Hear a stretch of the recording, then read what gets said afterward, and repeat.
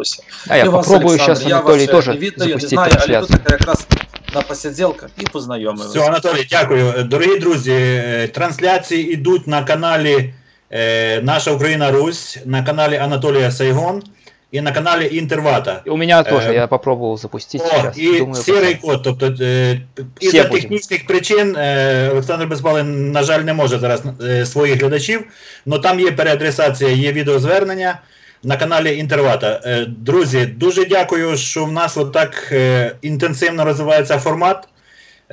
Позачергово, хто не бачив, в минулому відео був такий цікавий формат з дідом Олесем.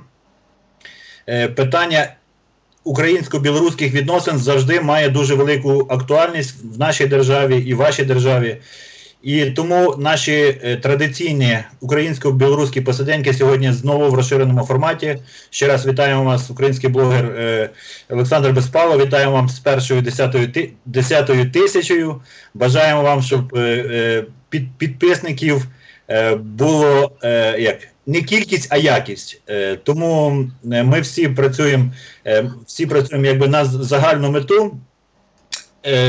Як завжди, наші посиденьки – це неофіційні балачки про все, що відбулося за минулий тиждень на просторах наших країн і на просторах наших сусідів. Тому ми повинні знати, що відбувається, повинні знати і слідкувати. Олександре, я вам теж хочу дати слово, привітання, так? Ви теж новий в цьому форматі, якось так і далі підемо. Дякую, друже Василь. В мене є тільки запитаннячка. Подивіться, будь ласка, ленту стріма. Спитайте, чи добре нас чути? Як нас чутно? Збалансований звук? Друже Кір, ти дуже активно зараз на каналі Інтервата. Дай по 10-бальній шкалі, як нас чути, як нас видно, якісь, можливо, коригування зробити, і почнемо вже так, чути добре, чутно добре. Всіх добре чутно. Дуже добре. Я так само ще раз запрошую. Ти в мене дивлюся, на моєму щось розмито все. Чи в мене на самої справи так є все розмито, чи то мені так кажеться, бо на моєму каналі... Вже, Анатолій, по скайпу я вас дуже добре бачу. Але там, чи на каналі мене цікаво, в Ютубі, на моєму каналі, чи люди бачать мене. Я дивлюся, щось воно якесь розмите. Може, мені так кажеться, щоб так, цікаво було. Друзі, хто дивиться Інтервату, зайдіть на канал Сайгона і подивіться якість картинки. Це ви і зрівняйте з моєю. Я думаю, що це, можливо, ваш, Анатолій, ваш інтернет трошки... Лагає, як то кажуть. Да, трошки лагає. Друзі, звук чудовий, як мінімум на 2 каналах, на 3 є гарна картинка. Починаємо. Дякую, тоді починаємо. Друзі, я бачив півгодини тому, ще трішечки раніше підключився, дивився ваш стрім на каналі Інтервата. І мені дуже було приємно, що ви спілкуєтесь білоруською. Щось там якось... Це саме. Василь пропав, але все добре. Як ви там кажете в таких ситуаціях? Хто там, майор чи хто там? Товариш майор, так. Вітання гостям нашим з Росії. Ось. Тому, друзі, мені так було приємно чути білоруську. Було дуже приємно чути цю мову від наших друзів, від інтелігентних людей. Бо інколи, на жаль, ми чуємо білоруську мову не дуже добру, ви розумієте? Тобто опаскуджену чи русизмами, чи якимись матами, буває таке, на жаль. І мені було дуже приємно чути від вас чисту, як мені здається, білоруську мову. Це було дуже приємно. Друзі, я вас прошу, це не особисто до вас, це просто я кажу. Бережіть білоруську мову, бо це мова наших друзів. Це так приємно чути від вас мову цю. Ми її повністю розуміємо, відчуваємо, такі люди, як я кажу, наші підписники і так далі. Ми відчуваємо дуже прихильне почуття до цієї мови. Це мова друзів. Якщо ви втратите білоруську мову, то ви втратите Білорусь, ви розумієте? Да. Населення не буде нічим відрізнятися від росіянців. Це ваша душа, це наша душа і ваша душа теж. Так, ну, так. Я перепрошую, що я, може, затягнув це вітаннячко, але мені було дуже приємно вас бачити, і мені було дуже приємно вас чути. Олександр, в чаті пишуть, що так само приємно нашим глядачам слухати, як ви кажете по-українську. Українська мова для їх так само вельми зрозуміла і вельми мілагучна. Тому дякую за ваш коментар. У Білорусі, на жаль, так само білоруську мову вельми так само хочу я подякувати всіх. І в нас в Білорусі, не думайте, що в Білорусі тільки говорять чисто білоруською мовою, розумієте? Я, наприклад, на Берестейщині говорю берестейською мовою, вона вельми схожа, я вже кілька разів нагадую, що так, але всі розуміють прекрасно білоруською мовою, ну за ті часи, за ті десятиріччя, розумієте? За так зарусифіцировалась Білорусі, тут так стільки наїхало різних людей, що зробити? Так само політика така ведеться. Але я думаю, наші ті стріми, наші ті розмови, що ми робимо вкупи з вами, з українцями, наоборот вчать нас дивитися на вас, українців, які ви є. Розумієте, що ви любите, шануєте свою рідню Україну. Так само і ми повинні те саме робити. Колись воно так і було. Розумієте, вся Білорусь говорила на білоруській мові. Тут берестається на своїй мові. Але так було. І хочеться вертатися знову до свого коріння, до наших дідів, до наших батьків. Розумієте? І щоб воно тим дітям прививалося. Тому наша така і робота. Тому що є робота, може якесь призначення якесь є, щоб то все повертати до людей, щоб нас люди бачили. І я радий дивлюся, люди дивляться, пишуть, наприклад, що ми настільки люди любящі свій край. І такі люди, як ми є, і таких людей много в Білорусі, в Україні. І то вони будучи, розумієте? Ну, що той самий, правильно, ніхто не пам'ятає своїх коріння, своїх людей, не відає нічого, його і будучи ніяким. А переміщають, зроблять так само, як там в Росії, рабами, не рабами, тими, ой, неважно ким, не людьми. Но в нас ще є в Білорусі, є і поляки живуть, і вони говорять на мові. Ми відаємо польську. Правда, є і литовці живуть, і латиші. Ну, їх вельми там маленько на півночі, на північному заході. Во. Є і російці, є нормальні там люди. Я не скажу, що всі геть ватники є. І вони так само в нас чують, нас само підтримують. Розумієте, то не одморожені люди. І вельми в нього і українців. Всі поліські, то українські, розумієте, перемішане. Потім мене така мова. Так само я можу розмовляти і білоруською мовою. Я вельми рад. Привітання так ще раз усім глядачам. Я так само сачу за тим стримом. І почнемо стрим навіть з того, що ми можемо відповідати тим питанням, які наші пишуть, наші підписники. Отак, підписчики наші. Я би хотів ще пару слов додати, щоб почути чисту так само білоруську мову зі сторони Дмитрія Щирого Кота. Запрошую. Так. Ну, я ожидаю у початку сказати так, що у паўсядзённым жыцці я беларускай мовай не карыстаюся амаль гадоў 15, ўсё жыццё, можна так сказаць. Што усе ў Беларусі вывучаюць паследнія там год 20 ці там 25 беларускую мову, але калі вось вы пачнеце размаўляць на ёй дзесьці там на вуліцы, то на вас будуць глядзець і думаць, што фашисты якісь там пошли, эти БНФовцы, там ті хто это, тому що нормальний чоловік же не буде розмовляти білоруською мовою, усе ж на русском кажуть, а гэта фашист. Так, такое у нас є. Друзі, в нас поповнення, замість діда Олеся, тут ще в нас ще один патріот з'явився. Василю, вітаємо вас. На жаль, не встигли ви на перший. Дайте якусь візитівочку вашого каналу. Зараз дуже велика аудиторія дивиться, і ваш канал теж. Тут Наталія Сумчника пішла, Василю, поставлю лайк і вернуся. І пише наш знайомий Кір, каже, ще раз повторюю, українці чудово розуміють білоруську. Білоруси це чудово розуміють українську, але росіяни не розуміють ні українців, ні білорусів. Совпадіння?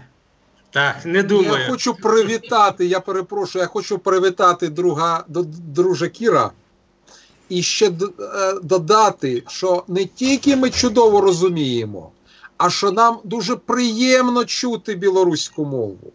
От про що йде мова. Я перепрошую за маленьку таку ремарочку. Річ у тому, щоб молодь втрачала білоруську і українську і національні мови. А росіянам не треба нічого робити. Ви розумієте? Іде просто експансія російської мови і все. А от нам потрібно працювати над цим, вивчати, щоб молодь вивчала, заохочувати молодь. От я перепрошую, пан Василь, Все гаразд, все гаразд. Мені приємно, що ви дали волю почуттям, і це так має бути, це чудово. А все, хто за ким скаже, це вже навіть третій ряд, принаймні для мене. Добрий вечір, панству. Вітаю глядачів з Білорусі, так само вітаю наших глядачів, українців. У нас була довга історія співпраці, співдружності, і надалі ми будемо разом бути. Тому і сьогодні в студії Дмитрій Сірий Кіт, пан Анатолій Сайгон, і ми, пан Олександр і два Василі, будемо палко підтримувати наш, це вже не діалог, а квінтенстенцію, скажімо так, квінта це 5 буде, так? От. І я сподіваюся, що ми зможемо ще щось цікаве додати до попередніх стрімів, що ми говорили, про що ми обговорюємо. Можливо, в нас сьогодні з'явиться, швидше всього, то з'явиться інша якась тема цікава. От. Тому мені приємно до вас мовити. Дякую за вступне слово. Ще добренько, я ще цікаво, спочинаємо, тому що мене вже другий раз, третій раз, п'ятий раз питаються пропозиції розібрати тему можливості Балто-Чорноморського союзу, Міжмор'я. Мене так само об этом питають. От ви цікаво почути від вас, Василів, бо ви тому і подковані люди. Я розумію, ви добре розбираєтеся в політиці, в тому самому союзі. Може Василь, наша Україна-Русь, ви в тому компетентні, добре? В тому питанні, ще раз нагадую те питання, пропозиція розібрати тему можливості Балто-Чорноморського союзу, Міжмор'я. Тільки мені, дякую, пане Анатолію, тільки мені така пропозиція прийшла від пана Степана. Я вже, перепрошую, пане Степан, не відпишусь, бо буду мовити. Ви знаєте, всі здорові сили, мабуть, колись давно потаємки про це мріяли, а багато хто про це тепер говорить і озвучує, що я мав на увазі колись. Це були тільки, можливо, мрії. Там колись здобути незалежність, потім, коли України здобули незалежність власну, і якби такий союз відбувся, це було б дуже чудово. Тому що, по-перше, ми би пригадали старі наші стосунки і зв'язки, коли ми дуже гарно ладили, а це насправді було так. Звичайно, були і якісь такі, можливо, темні плями, особливо коли були стосунки, коли вже були в Речі Посполиті, тому що, скажімо так, король польський, він собі дозволяв дещо зайве. Якби вони тоді не перегнули палицю, можливо, ота спілка би дуже довго продовжила була в житті, а можливо, не знаю, чи б нині існувало, тому що це все-таки було би 3 століття з гаком. От. Тому, повертаючись до цього питання, я вважаю, що у нас є про що згадати, є про що думати. І уявіть собі, Балтика та Чорне море. Прямий шлях, короткий.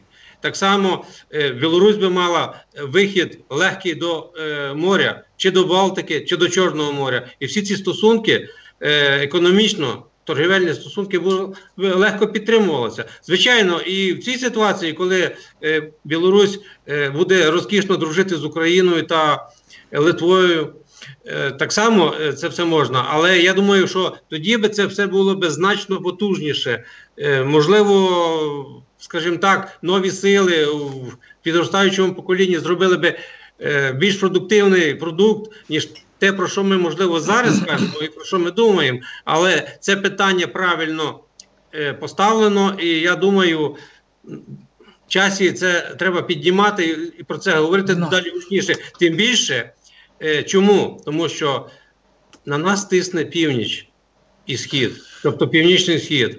Дякую. Ну так, добре, дякую. Так само я думаю, що то... Пане Анатолію, буквально одну тезу. В нас буквально десь 2-3 місяці назад запустився потяг 4 столиць, по-моєму, називається.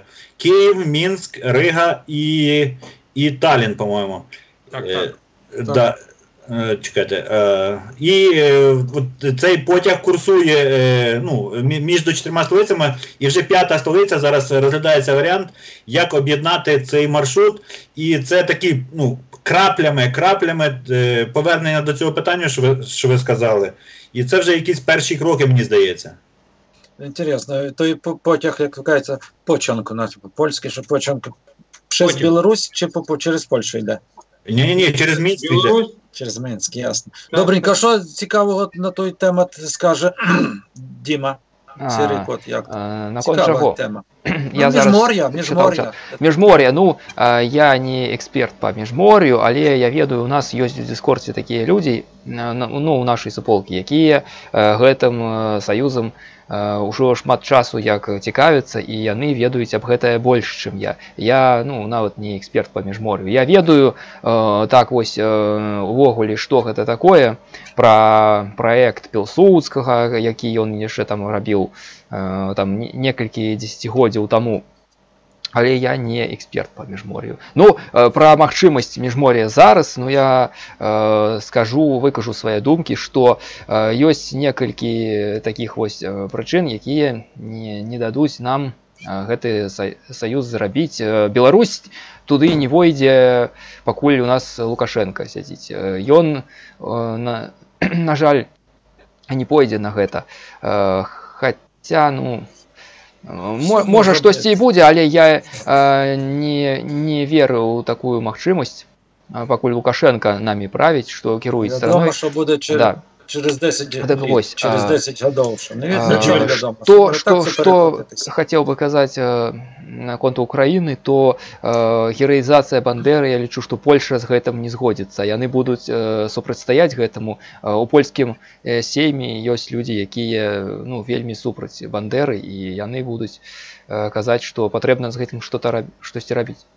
Таму Беларусь не войдзе туды ніяк, пакуль Лукашенко ёсць. З Украінай Украіна магла б увайсці ў міжмор'е, але вось гэтае пытанне трэба як-то з Польшай там урэгулюваць. Вось так. Больш я не ведаю, чаго тут сказаць наконт міжмор'я. Я не эксперт у ім.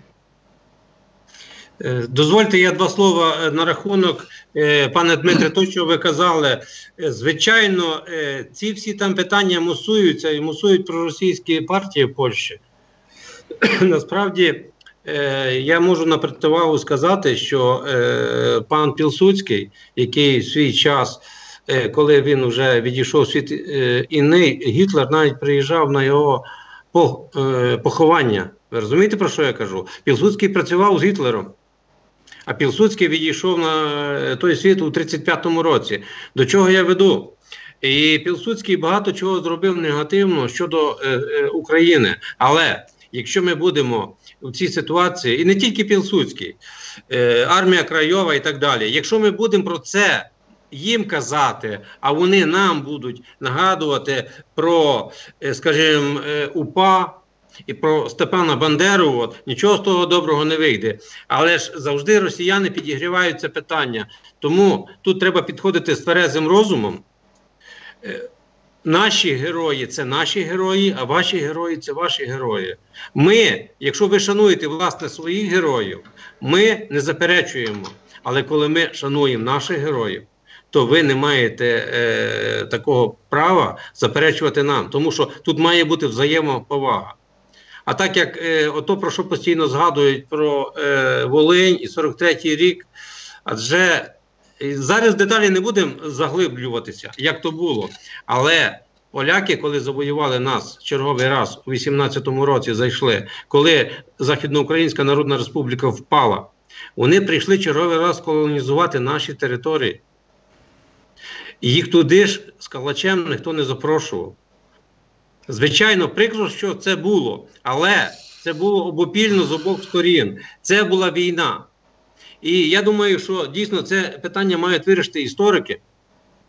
І це все діло заспокоїти, так як колись в свій час Ющенко перепросив з Кваснєвським, і тоді було перепрошено, і я думав, це вже все, це піде в історію.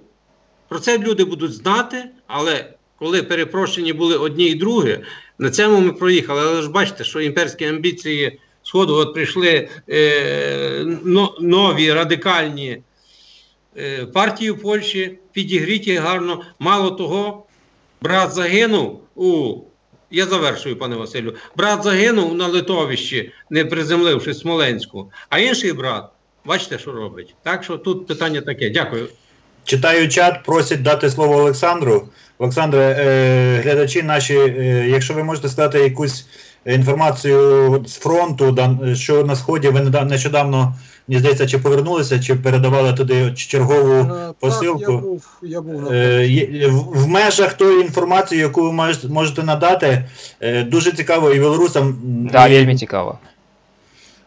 Річ в тім, що я можу сказати? Річ в тім, що зараз реально всі події на фронті, вони так чи інакше зав'язані на наші майбутні вибори. Тобто все це йде під тиском майбутніх виборів. Дуже велика зараз агітація з тієї сторони, з оцих новоутворень з 3 літер, які ми називаємо орділо, і просимо вас не вживати оці словосполучення з 3 літер одно і інше. Ось. Але річ у тому, що на лінії фронту нашої російсько-української війни зараз, на жаль, з нашої сторони ми приймаємо і телеканали звідтіля, і приймаємо, на жаль, і радіопрограми. І з тієї сторони іде зараз просто навала інформаційна з того, що ні в якому разі не треба віддавати голос за Порошенка. Тобто, якісь, скажімо так, установки позитивні, їх майже немає, тому що вони розуміють, що якщо вони будуть топити, наприклад, там за Зе чи за Крисюлю, то це може викликати якийсь негатив. А от просто обсирати, це йде навіть в військових сводках з тієї сторони, які ми отримаємо. Ось. Ми все постійно це чуємо. Тобто, іде навіть смс-ки на телефони, що хлопці, ви вже втомилися в окопах, якщо хочете закінчити цю війну, вибирайте не Порошенка, бо Порошенко президент війни. Звичайно, що у нас є на фронті такі от гарячі точки, які постійно, якесь там напруження, воно може спадати, воно може зменшуватися, збільшуватися і так далі. Це, до речі, це Дебальцівський напрямок, це вдовж Ростовської так званої траси, це Світлодарська дуга. І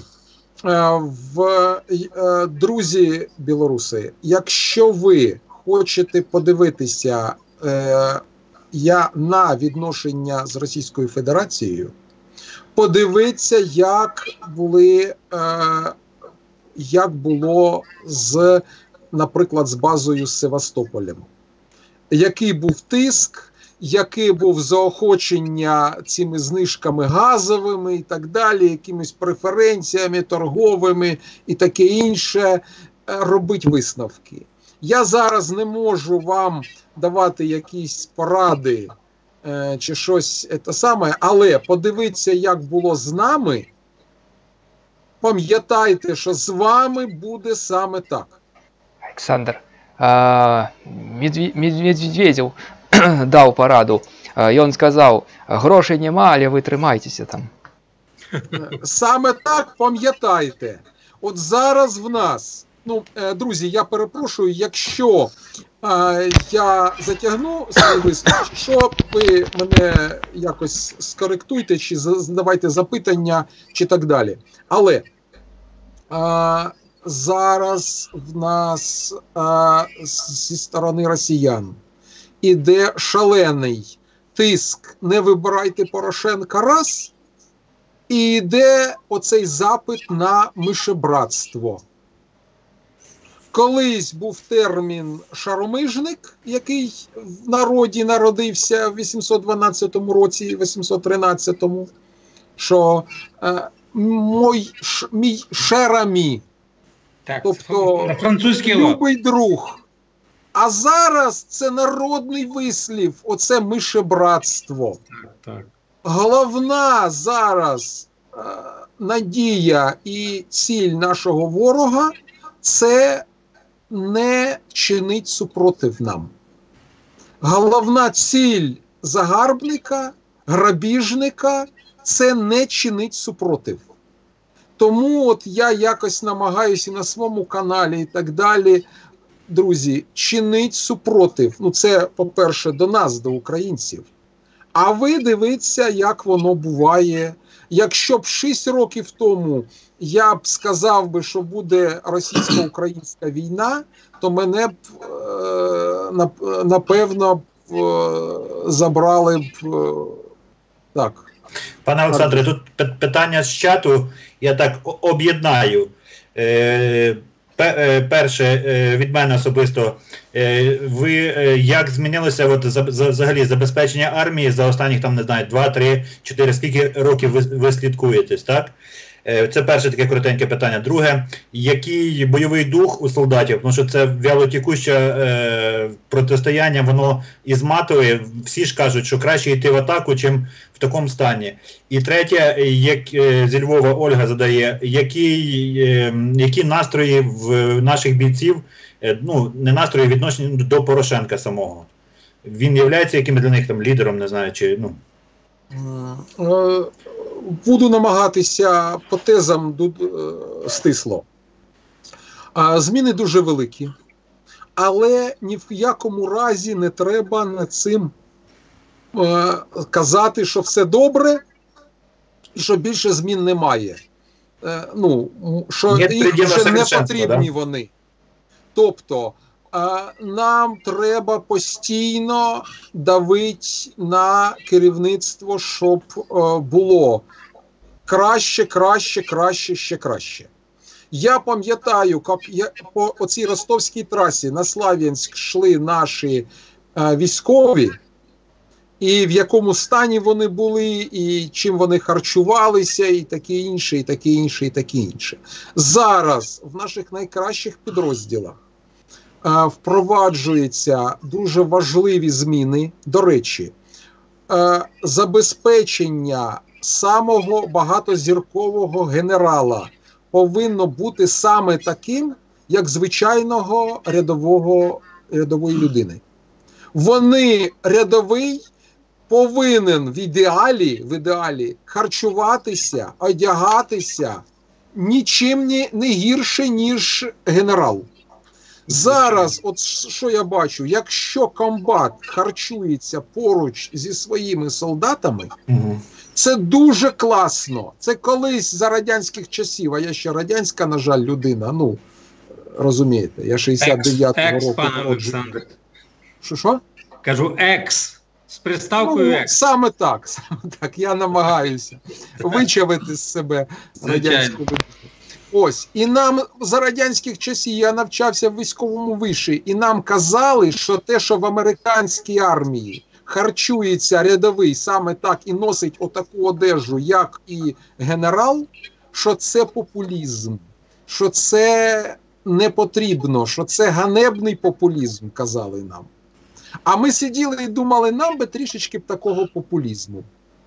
Поїли дуже неякісну їжу. Так, пане Василь. Тут мені в дописах Степан Сорока, оце, пане Олександре, до вас я би хотів звернутися. Власне, думаю, кожен з нас може відповісти на це запитання, але я думаю, ви ближче будете. Написав таке, що кораблі НАТО через декілька днів війдуть у Чорне море. Ну і цю інформацію, мабуть, ми вже всі чули, але питання тут в чому? Що саме таке запитання нам задали. І як ви вважаєте, що думають наші, в тому числі і на передовій, що думають, як ви думаєте про це росіяни, ну і, звичайно, ми. Що ми думаємо про це? Це дуже добре. Допомога з Заходу – це дуже добре, але ми не повинні на це розраховувати занадто сильно. Треба на самих себе, по-перше, розраховувати, а якщо буде якась допомога зі сторони НАТО чи там інших друзів, це дуже добре, це тільки в плюс, це дуже класно і так далі. Але досвід нам каже, що потрібно розраховувати на свої сили. Крім того, оці зміни в армії, вони досить добре впливають на бойовий дух хлопців. Там, де комбат харчується поруч зі своїми солдатами, то це дуже-дуже-дуже добре. І це, напевно, я не знаю, як зараз в Білорусі це, але, хлопці, дивіться, і якщо є сили в громадянському суспільстві, тисніть силами громадянського суспільства на керівників, щоб вам теж впроваджувати. Це це не вимагає якихось грошей, це просто відношення до солдату. Я особисто вважаю, що примусовий призов хлопців в армію навіть зараз за військового часу це не дуже добре. Людина, яку впіймали там, на жаль, колись були такі випадки, коли воєнкомати оці виконували плани, там когось отлавлювали там і так далі. Це не дуже добре. Ця людина я не знаю, як в частинах всередині країни, але на фронті ця людина, що це таке? На жаль, я сам бачив підрозділ, не буду казати з якого міста, батальйон територіальної оборони, який був набраний з призивників, і як вони відрізнялися від добровольців. Від такого ж територіального батальйону з Дніпровщини, до речі. І яка була різниця? Січеславщини. Січеславщини, саме так, пане Василь, я перепрошую, що я не перевиховався. Тому поправляйте. Крім того, бойовий дух. Звичайно, що в окопах важко. Оце напруження і оця окопна вся оця фігня, це важко, і це тиск і моральний, і фізичний, і там бувають і захворювання, загострюються якісь там такі хронічні і так далі, і так далі, і так далі. Але коли наші хлопці, прості солдати, офіцери і так далі, вони відчувають допомогу свого народу, то це дуже піднімає бойовий дух. І впровадження, навіть, не побоюся сказати, цих пристроїв, які роблю я, це дуже має, я був вражений, який це має моральний дух. На каналі моєму, Олександр Безпалий, на каналі Діда Олеся є ролик, це зовсім не заказний ролик, відносно військової техніки. Ролик, який називається, зараз перепрошую, Авдіївський вальс. На інтервата теж там є вже коротенький кусочок, як хлопці працюють з новою технікою, яка попала в камеру. Це я колись цю штучку 2 роки тому привіз в 72-гу бригаду, якою опікується пан Олександр, дід Олесь. Тобто ми тоді ж не знали один одного. І це Пане дуже Олександре, класно. До Порошенка два слова. До Порошенка два слова. До Порошенка відношення, скажу чесно, різне. Тобто, є люди, які дійсно підтримують президента, є люди, які, ну я кажу, як є.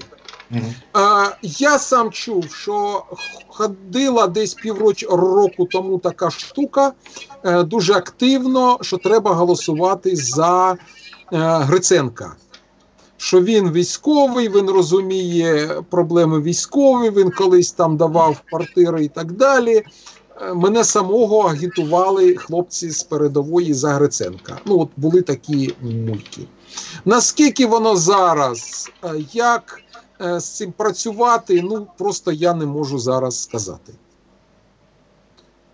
Я єдине що, зараз, якщо буде можливість, я просто покажу, як хлопці зараз харчуються. От дивіться, оце... Пане Олександре, і ще затроньте тему. Люди харчуються, це блюда, це найкращі наші підрозділи. Блюда на вибір. І там солодкі... Пане Олександре, це Анталія, не обманюйте, це Анталія. Ні, це не Анталія.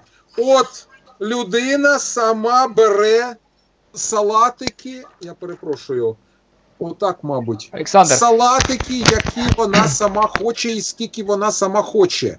Я харчувався у цій столовій, хоча це не я робив ці фото, це після мого стріму, після мого повернення. Оце людина зробила ці фото просто, от дивіться, от пиріжки лежать, це отут випікають в цій, маленька пічечка, маленька пекарня. Оце пиріжок з творогом, а це з яблуком. І людина сама бере те, що вона захоче. Я відходив від цього, ну як прилавочка, чи як це сказати, оцього міста, і я був в однострої ВСУшному, і мене дівчина посміхається і каже: молоденький, ти забув помаранча взяти. Обов'язково їж вітамінчики. Пане Олександре, а як з цим ленінградським синдромом справлялися?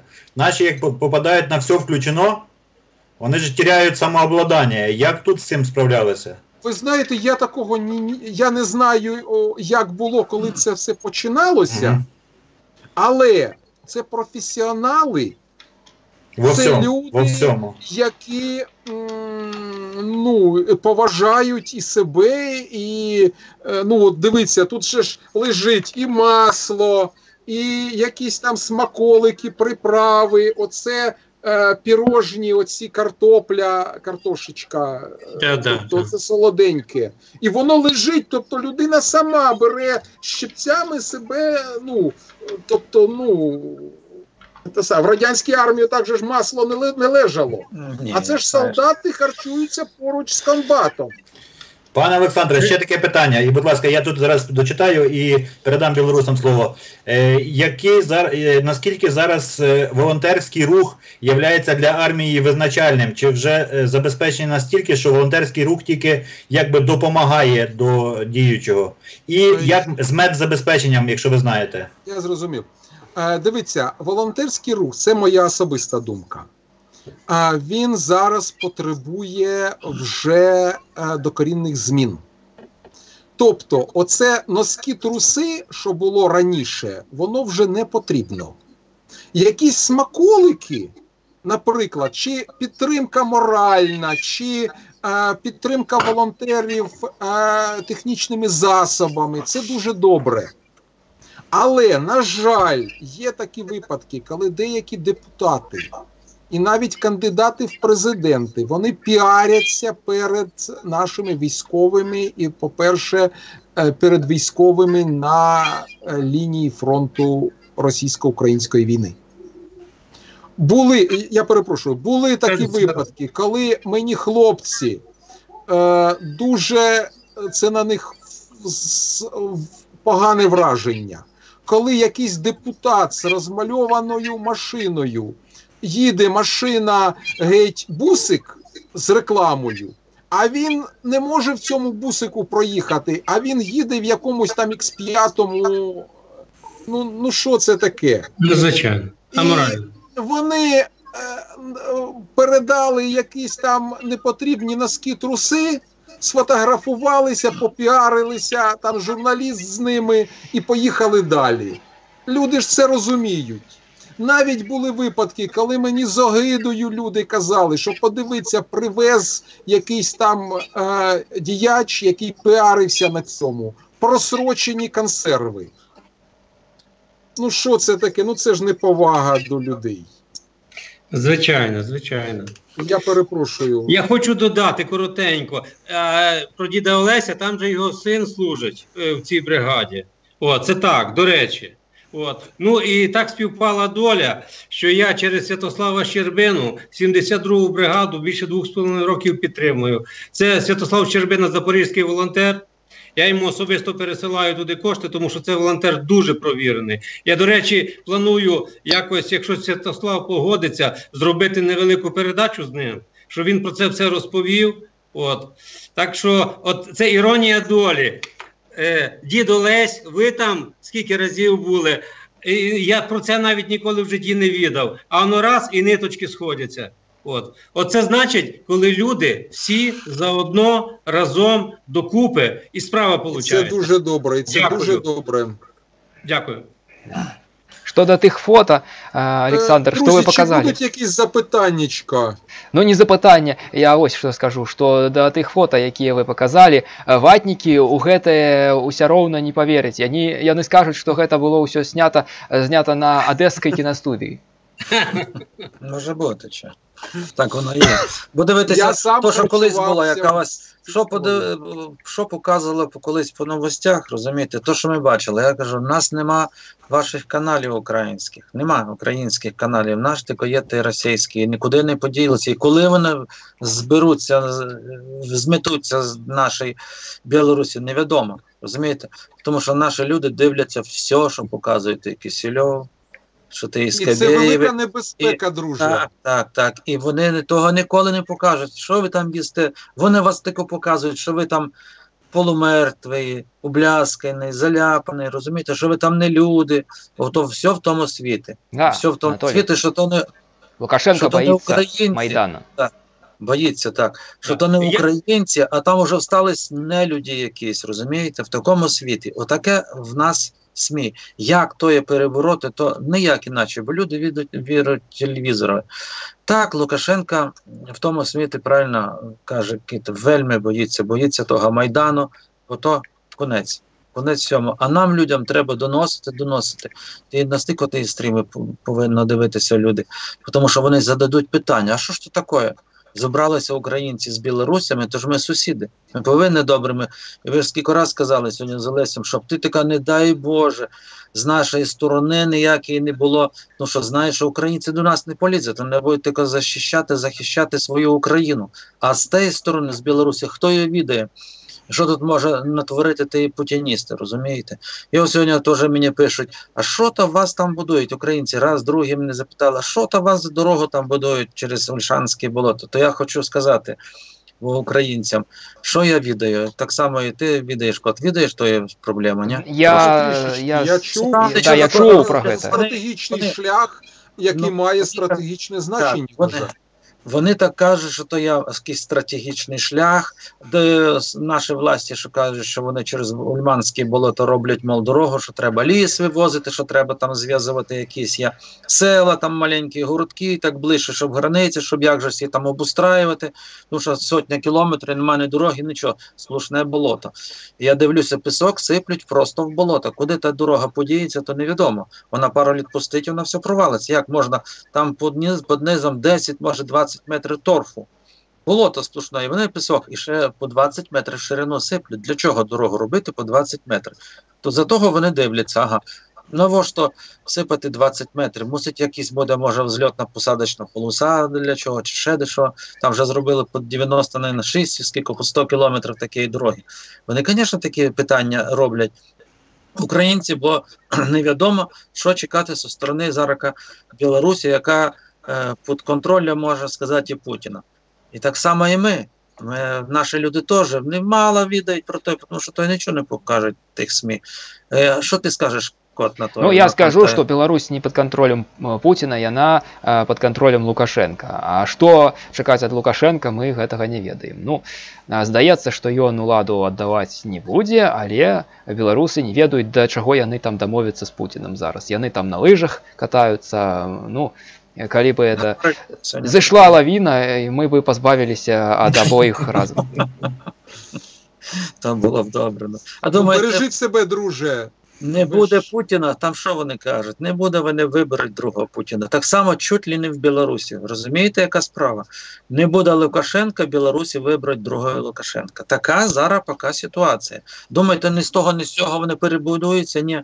Тому що владу, якщо візьмуть сильно, які люди такі, дійсно, який вийде хоч раз і покаже по телевізору, во, він є настоящий Білорусь, і треба робити так, і дивитися, щоб вони там хоч пару годин тої правду показали. Тут все, ось...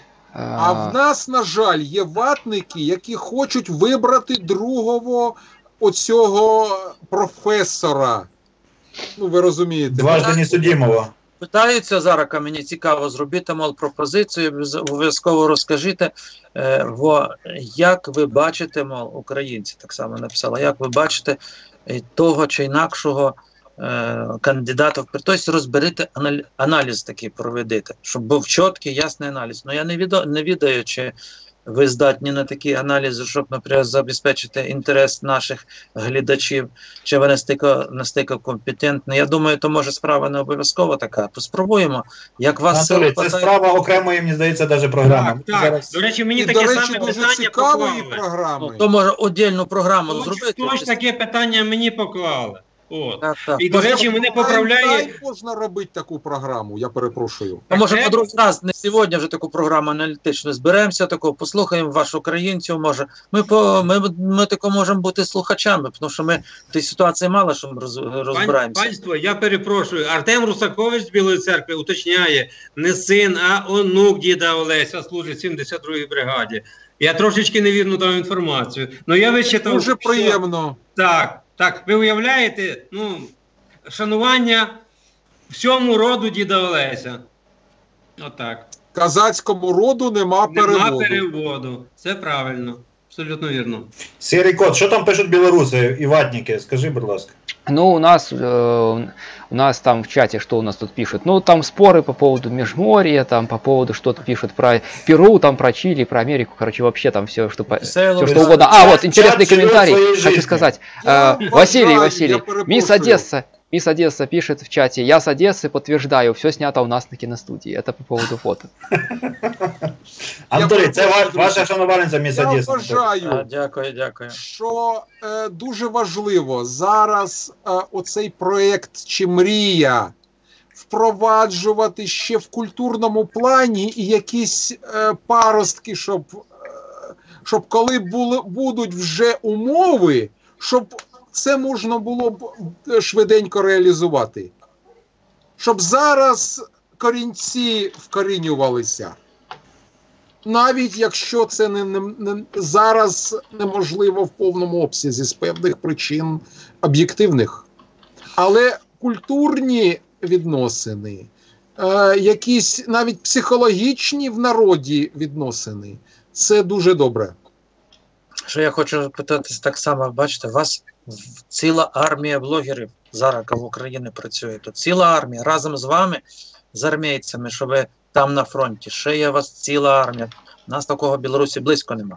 Розумієте, такі, щоб стосунки, от наші відносини між білорусами і українцями хто-небудь озвучував, я нікого навіть не відаю, розумієте? Бо ми тако, похоже, тако перші, що... Ви почали? Да, Дмитрий, мені так хотілося б.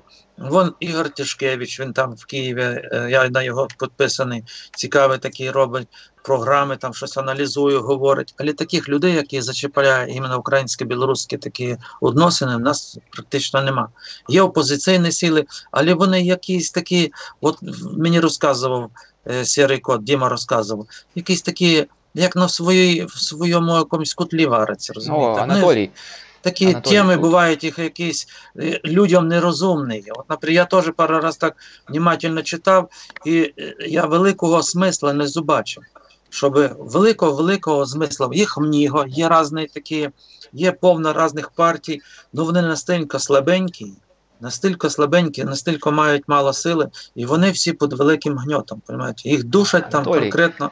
Треба глядзець, я вас ось пераб'ю трохи, треба глядзець не на партыі, а на грамадзянскую супольнасць, якая пасля 2017 года у нас узнікла, калі былі вось гэтыя недармаедскія маршы, тады з'явіліся все гэтыя блогеры. Вось так можна казаць, апозіцыя з народу. Калі простыя людзі кажуць, што апозіцыя не можа нічога зрабіць, таму простыя людзі павінны взяць ўсё ў свае рукі і штосьці рабіць. Там актывісты ходзяць, глядзяць, дзе там дарогі выбітыя, дзе там чыноўнікі бяруць якіхсьці хабар ці штосьці яны робяць, і з гэтым трэба змагацца.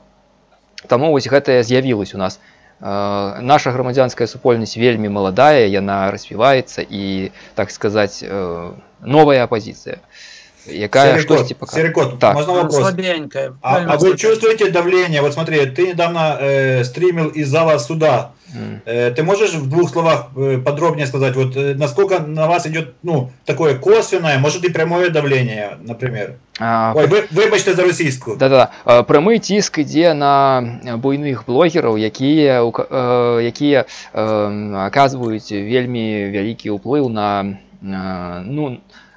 розум беларусаў, якіх глядзяць, ну, такія як Нехта, там, да, ці там Максим Філіпович, ці там хтосьці яшчэ ў нас ёсць.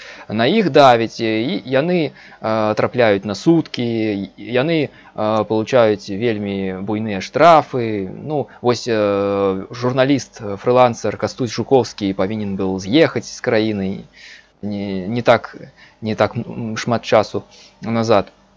Я бачыў яго рэпартажы, яго відэа у прошлым годзе, як ён ездзіў там, як яны там здымалі. Зараз ён ужо з'ехаў.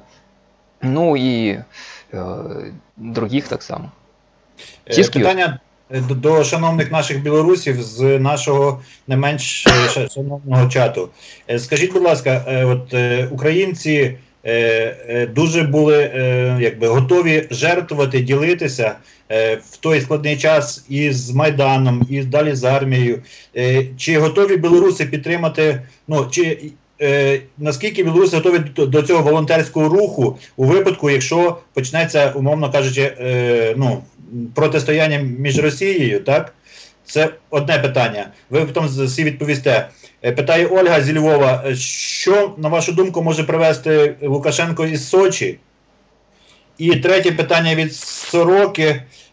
Чи може Лукашенко грати на китайсько-російському протистоянні? Якщо щось з цього тезово, дайте якусь свою оцінку. Це з чату нашого. Так. Ну, цікаво, так. Ну, цікаво. Я з тієї сторони, що ж я можу сказати? Насчет Лукашенка, нічого він не привезе з там Тиліка. Ми там нічого, вони будуть тягти ту гармонію далі. Рвати, тягнути, нічого там не буде. Лукашенко, правильно Діма казав, буде як тільки може утягати. Йому треба виграти, мені кажеться, час. На уступки йому не вигодно, тому що як він пойде на уступки, його буде падати та влада, і то хутко, великими темпами. А далі чим вона? Прогнози ніхто не береться робити, ось що цікаво. Навіть такі є політологи білоруські, я пару раз читав, дивився, і вони теж в розгубленості невеличкі такі, тому що не відають, що далі може бути. Ось, наприклад, скажу спадарству шановному, яны, можа, не ведаюць аб гэтым, што ось быў створаны вельмі хутка новый аналітычны аналітычны цэнтр, да. Буквально ось некалькі там часу. Розтягнулися тим аналітичним, вони нічого до чого не догадалися. І той аналітичний центр, я теж читав, був створений, і він ніяких, тобто він ще навіть не приступив до роботи. Не почав робити, розумієте? Знов затяглися.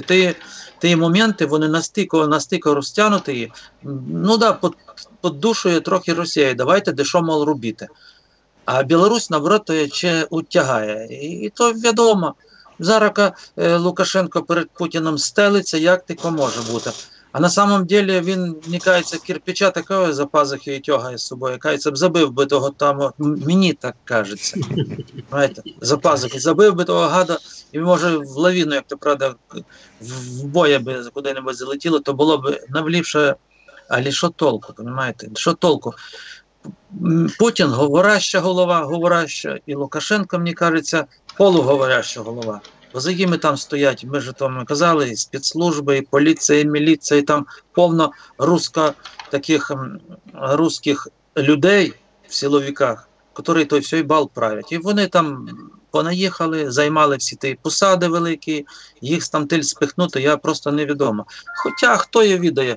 Якщо б така була люди, як у вас, в українці, знаєте, настільки патріотичний, мощний, сильний, було б купа блогерів, почалась би та робота, і не було б того придушення, щоб вони могли так, як у вас, де коли-небудь і за слово деяке сказати. Ну, просто-напросто бояться. Мене люди бояться, тому що штрафи лупять страшні. Хто-небудь тільки попробує з деяким Білсатом там йому влупять. То йому Білсата, він, по-моєму, скільки Діма, там за рік 50 тисячі доларів. Ну, тут справа в тим, що Білсат не має акредитації, тому його штрафують за діяльність без акредитації і дають штрафи тим, хто супрацовничає з Белсатом. Там адміністраційний артикул 22.9 і 22.4, щось таке.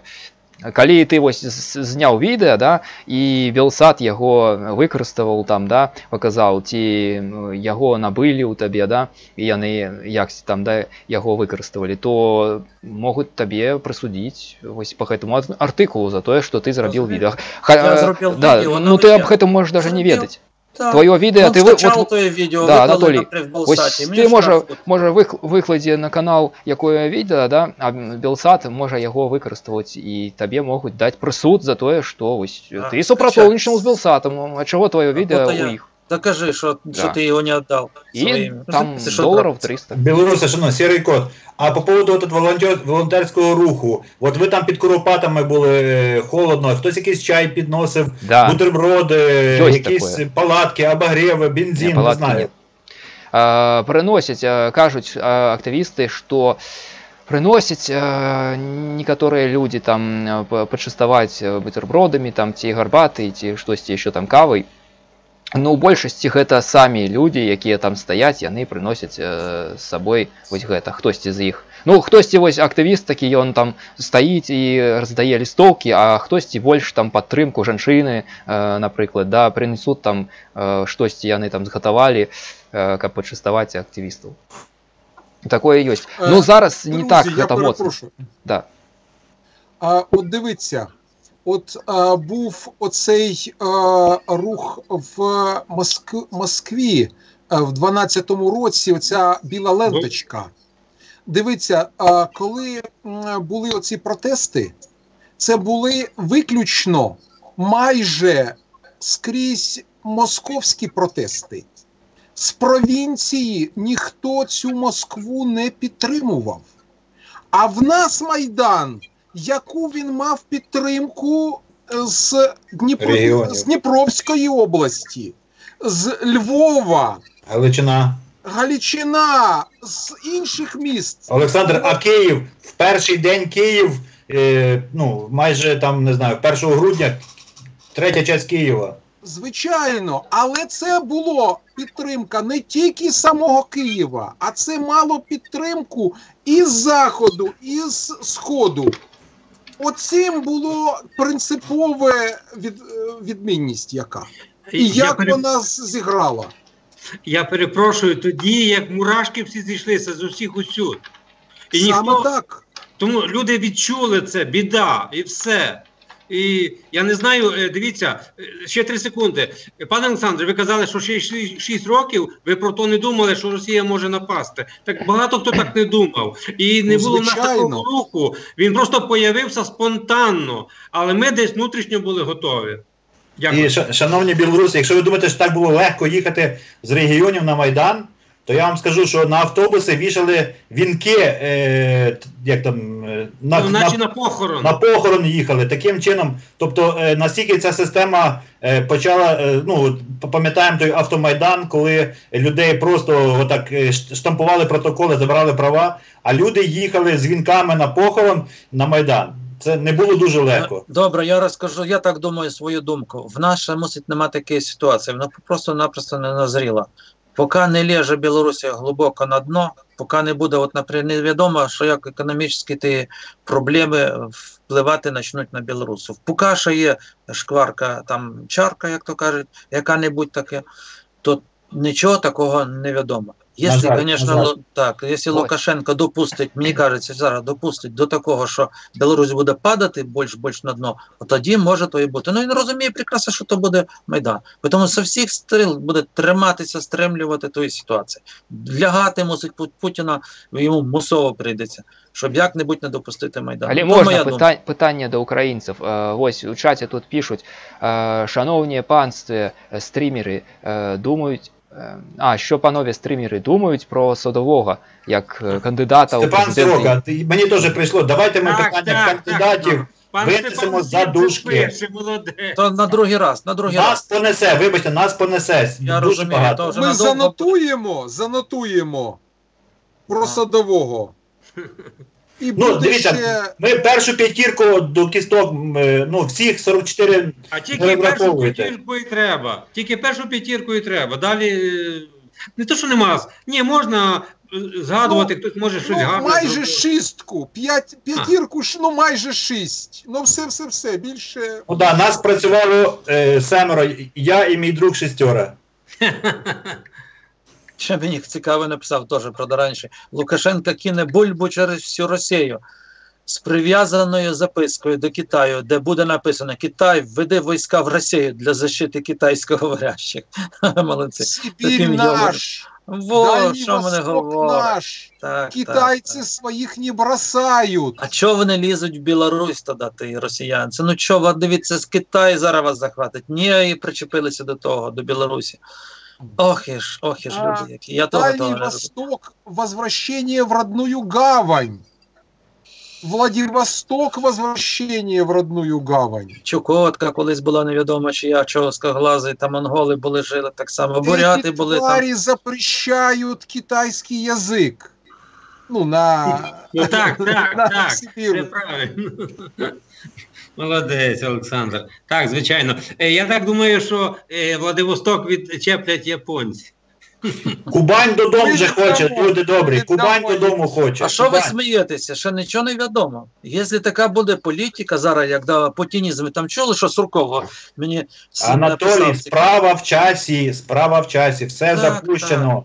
А путінізм розвивати як? Сурков там не зря таку петицію вже не писав. На 3 страниці. Вже його там путінізм зозрів. А ще не тільки в його зозрів. Там носить яких 40% людей його ту сурковську пропаганду підтримують, що Росія превише всього, прежде всього. І вони там щось мудрять, велику Росію зробити. Я не знаю, Анатолій, що тут буде. Це дурном слушно. Сурков выпустил статью по поводу того, что значит новая там доктрина какая-то, что Россия не должна смотреть на Запад, хватит демократии с этой заканчивать. Она ложная, она лживая, как бы на самом деле там внутри диктатура на Западе, а вот в России там есть как бы вот такая... Истинная ценность. Да, своя собственная система, которую надо развивать, и другие страны пускай сами смотрят и перенимают. Оттуда все пошло, все с Россией, весь мир, все з Росії. Вся біда звідти пішла. Друзі, а що ви можете розповісти про армію Білорусі? Чи є у вас якісь зауваження, чи інформація, чи ваша думка, якщо можна? Може, ти трошки такий стрімніший. Що ти скажеш про армію? У вас армія є? Є. Ну, що сказати про її? Що, прийнято ось так казать, что тут вата там одна, что вообще там сплошь одна вата. Однако есть достаточно, я думаю, людей, патриотов. Просто это не принято выражать. То есть Лукашенко, вот когда был вектор на союзное государство, он всячески подавлял патриотизм. То есть таких людей, которые вот там что-то выступали, более смотрели таких пророссийских, чтобы они, так сказать, были. А сейчас это большая проблема. Ну, насчет армии нормально, вроде как все, это преувеличено, что там сплошь вата. Говорят, что больше вот в милиции там хуже, то есть они сдадут первым, если что. Потому что был такой случай ВКонтакте, где-то какая-то группа устроила опрос, и, значит, один там начальник РОВД какой-то со своей страницы ВКонтакте проголосовал, что за присоединение к России. И был настоящий скандал, как это так. потенциальный предатель. Друзі, а чи є загроза сепаратизму на теренах Беларусі? Ну, об гэтым складана казаць, таму што я лічу, што є, але гэтыя людзі, якія зараз сядзяць, ну, ватнікі гэтыя так званыя, яны, ну, не вельмі выглядаюць, іх не так шмат, як нейкія лічаць, што іх там ось усе ватнікі, не. Іх не шмат, яны такія бухаюць там, да, клоуны такія. Вечно, їх везде чути. Яны пасіўныя, яны не ходзяць на мітинги, яны нічога не робяць. Яны кажуць, Расія, мы там браці, там і все такое, да. А яны нічога не робяць. Мы ім кажам, хлопцы, грошай няма, усё становіцца горш, да? Трэба штосьці рабіць. А яны кажуць, не, нічога не трэба рабіць, гэта ўсё амерыканцы, там, да, мы выйдем, а тут Майдан будзе, да, там печенькі. Не трэба нічога рабіць. Но Майдан гэта адно. А што трэба рабіць, да, якуюсь гражданскую актыўнасць, гэта іншае. А яны кажуць, што не трэба нічога рабіць. Знаєте, армія там обезпечена, тут нічого не скажеш. Так само, як і вас, там і кормять добре, там ніхто нічого. В мене малий, там колись були тою, сьою, розказують, кажуть, що вам може їсти не вистачає, норми не дають, чи там щось не додають, такого, каже, нема. Розумієте? І тієї дідовщини, пару раз була така шумиха, колись там забили когось, були там пацана, до якого довели, там десь довели, в тому з тим порядок з тієї дідовщини теж не вели. Розумієте? Але зараз нас ще цікаво було, буквально сколихнуло всю Білорусь, сьогодні ховали учительницю, ховали Дитюка. Я зрозумів. Для нас, для Білорусі, навіть то велика якась подія. І в той момент люди кажуть, от дивіться, він мог би, президент мав приїхати на похорони, а він поїхав на лижах кататися. От тут би він підтримав, дивіться, людей. Ну, даємо хіба тим президентам до простих людей. Так само, як Путін був, як там то Магнітогорське, де там обвалилось, де він туди в той час був. Розумієте? Так само і той. Їм до того вони далекі від людей. Господи, Духу Святий, що тут казати? І для нас то була велика подія. Дивіться, криша з'їхала, бо такого не було. Пішов ножом, зарізав учительницю історії. Географії. Історії казали. Зарізавши якогось пацана, і ще двоїх учеників ранили, і показували сьогодні всі стовпці вийшли, і показували, якраз дивився таку програму. І людей назбиралось тисячі і тисячі, виложили такого цілого коридору, і тих людей ховали. Тому що тут для Білорусі, на самом деле, дивіться, кажеться, туди-сюди. Той Лукашенко там, чи хто казали, то, мов, все, вплив інтернету, то треба так само, як зараз запретити, кстати, інтернет. Чули ж ви, що там в першому чтенні в Ради, в тому... Чебурнет. Чебурнет, так. О, бачите, які. А думаєте, що? І як буде там почнеться, і воно тихою сапою і запросто може до нас перекинутися. Друзі, а я перепрошую, тобто, якщо в Росії буде запроваджений чебурнет, то є небезпека, що це автоматично і на вас піде? Ні. Так я і кажу. Може бути в нас, запросто таке може бути. Запросто, чому ні? У нас всі провайдери, всі кормляться з Росії, розумієте? У нас один провайдер, це Белтелеком, це монополіст. Так, він кормиться повністю з Росії. Ні. Ён кормиться від Лукашенка. Ён буде глядіти, що йому. Придушать Ютуб, тому що і все, і в нас не буде Ютуба. Розумієте, ілі ограничать, ілі які-небудь введуть. Вони вельми великі речаги мають на Білорусі, навіть в тутика, в інтернеті скрізь. Розумієте, настільки скрізь все зав'язано на Росії. Тим більше, що законодавство можна ж впроваджувати, бо парламент же ручний, так? Так, звісно. Там все ручное. Анатолий, тут справа ў тым, што ў адрозненні ад Расіі у нас, калі мы такое зробім, то мы страцім падтрымку Еўропы. Ну, гэта будзе дрэнна, і ўсё тады к Пуціну Лукашенко хадзі. Таму ён гэта не зробіць, і таму у нас чебурнета зараз не будзе пакуль. Але питання дуже цікаве. Главное, щоб не було бульбунета, щоб не було. Панство, дозвольте, бо тут мене, по-перше, хлопці мої підтискують. Я що хочу сказати, все буде добре, Ютуб буде, тобто, дивіться, ми ж всі в Фейсбуці сидимо майже, ми однокласники покінчили, розумієте, про що я? Ну буде в них, хай собі буде. Зато чомусь мені здається, не хвилюють. Ні, можливо, на Білорусь будуть тиснути, можливо, там, скажімо, буде подвійне, і можна буде через Фейсбук, через Ютуб, але, можливо, вони всі Чебурне теж будуть штовхати. Але я не це хотів сказати. Тарас Сук У пише... вас нема Ютуба свого. А вся банда сидить в Москві. Вам роздає Ютуб, нам роздає Ютуб. Понімаєте? Штаб-квартира, вона знаходиться в Москві. Ні, то так, але дивіться, то ж мережа належить не Москві. Але я хотів не це ще сказати. Тут Тарас Сук пише: привіт, такого переплетіння блогерів, як сьогодні, я ще ніколи не бачив. Вже не встигаю слідкувати за розвитком подій. Отак, так що дякую. Друзі, Про президентів дуже класно, давайте домовимось.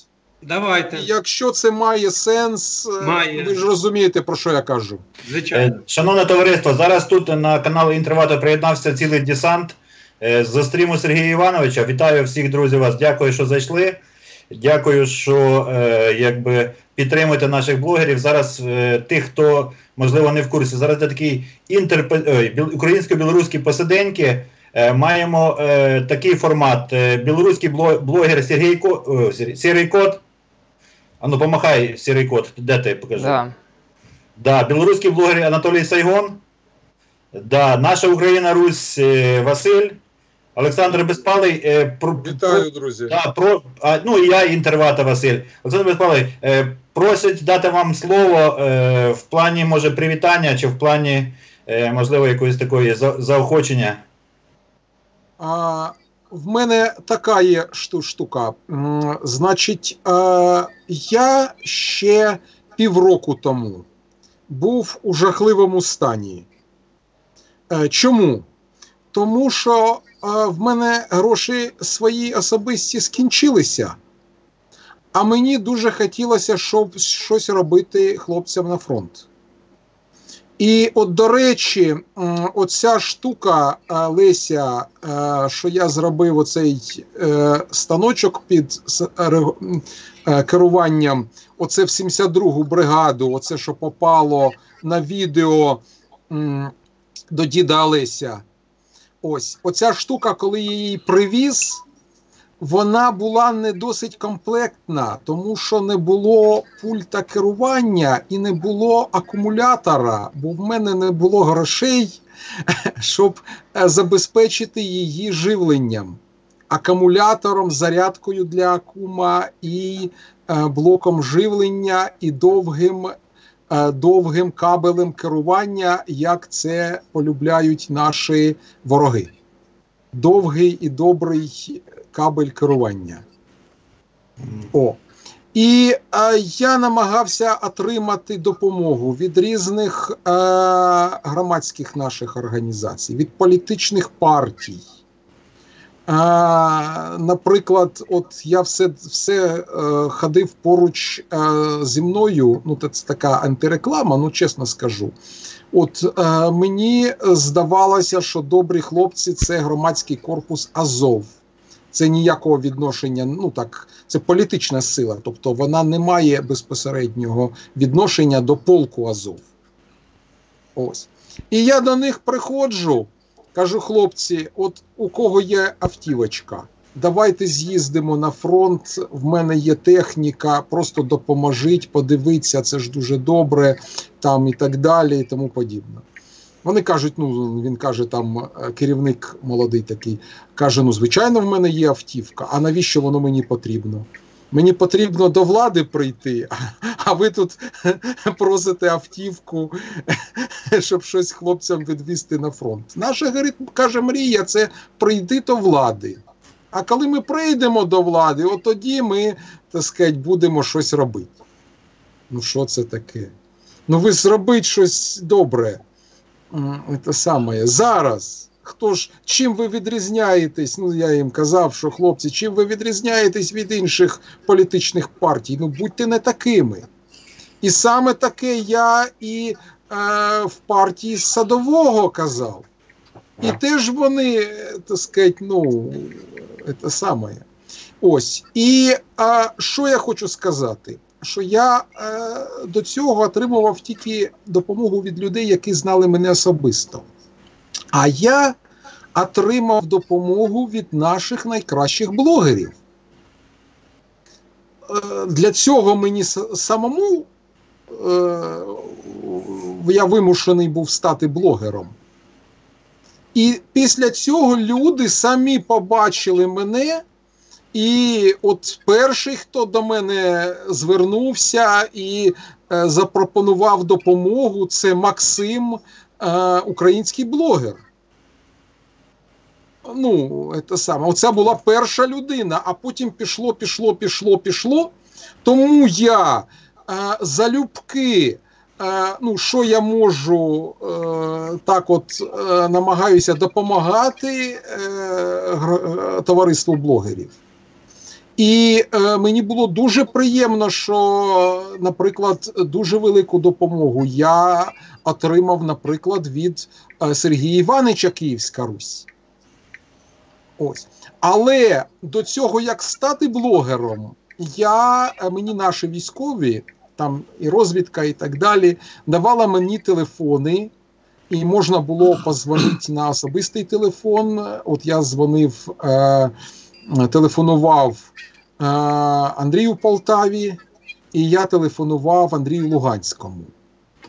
Тобто, коли Луганський вже зустрів мене на теренах інтернету, на теренах чат-рулетки, він знав про мене. І хлопці військові телефонували йому, і Андрію Полтаві. Ось. Ну нічого, але от від товариства блогерів інших я отримав допомогу, дуже вдячний. І це дуже класно, що оце паростки громадянського суспільства. І нам потрібно надалі ще працювати і пам'ятати про тих хлопців, хто в окопах. І я вважаю, що оце спілка блогерів України має ще дуже важливе завданнячко. Це боротьба з корупцією. Це боротьба з якимись негативними явищами. І це дуже важливо. На жаль, в Росії є дуже така відома людина, яка повністю росіянська там і так далі. Я її не підтримую за її позицію. Це Навальний, який це бренд вже, дійсно бренд. А у нас, на жаль, щось є, але отакого бренду, тільки не копія Навального, а нашого українського діяча. Чи якоїсь спілки, чи чогось. В нас, на жаль, отакого рівня немає. І це дуже погано. І це нам завдання, що якось треба із цим вирішувати питаннячко. Так, дякую. Що я так хочу додати, то я вже раз згадував про блогера України. В нас такого, ще раз кажу, немає. Хотілося, щоб було. Але я вставлю такі 5 копійок про українських блогерів. Тому що вчора і зараз, коли причепилися до мене, спасу не дають. Якийсь на мене не летів Міганич. Я вчора з якимсь Міганичем щепився. Я не знав, що за чоловік. Начебто добре. Потім як поніс якусь фігню. І зараз мене атакують якісь пацаньва. Потім що таке пишуть, я на секунду он включив на другому моніторі. І понеслася. Господи, що таке вони пишуть на мене? Розумієте, я вже їх блокую, переписую. І все про яких баб, дура. Анатолій, це слава. Рази таке можна. Понимаєте, і він пишеться, що український блогер, якийсь Міганич. Чи він з України, чи ще люди. Він циганич. Чіпіте мене, раді Бога, тих пацанів, я просто, тому що вони нервують мені, я не знаю, як... Блокуйте і видаляйте геть, друже. Я перепрошую за цього Миганича. Це Миганич, це досить відома людина. Я перепрошую, друже, що я встряв. Це досить відома людина. Він знімає ролики про сексуальні оці відношення, про особисті відношення чоловіка і жінки. Ну, так як в нього дуже багато підписників молоді. Ну, наприклад, він піднімає питання, що треба тільки заводити відношення з незайманими дівчатами. А нічого до мене причепився? Чого він мою жінку зачепив? Анатолій, це чат-рулетка. Це ж він, мабуть, напевно, робить собі контент, на жаль, друже, на вас. І я так, доробиться ще коли-небудь, я кажу, доробиться. В нього взагалі от такий... Я такого не можу простити, я кажу. Тренд що такого чоловіка, цинічного чоловіка, А розум де голова? Який цинічний? Понімаєте, може, я кажу, я цинічний теж, я в прошлому теж чоловік наполовину добре військовий, було в мене що-небудь. Ну, теж ж можу не стриматися в кінці кінців, як мене лічно чіпляють, чи мої жінки там чіпляють. Друже, блокуйте і видаляйте. Не вдаляйте. Якщо це відмигання... Я відео. Нормально говорить людина, почав після як понесло, з якісь баби, за які бляді, пардон за слово. Понимаєте, що як понесло, що до чого? Я навіть не в'їхав, що такі люди можуть бути. Розумієте? Друже, називається, що українці. Я в шоці. І зараз катає дітвора, тут мене сере, пардон за слово, в коментах кругом.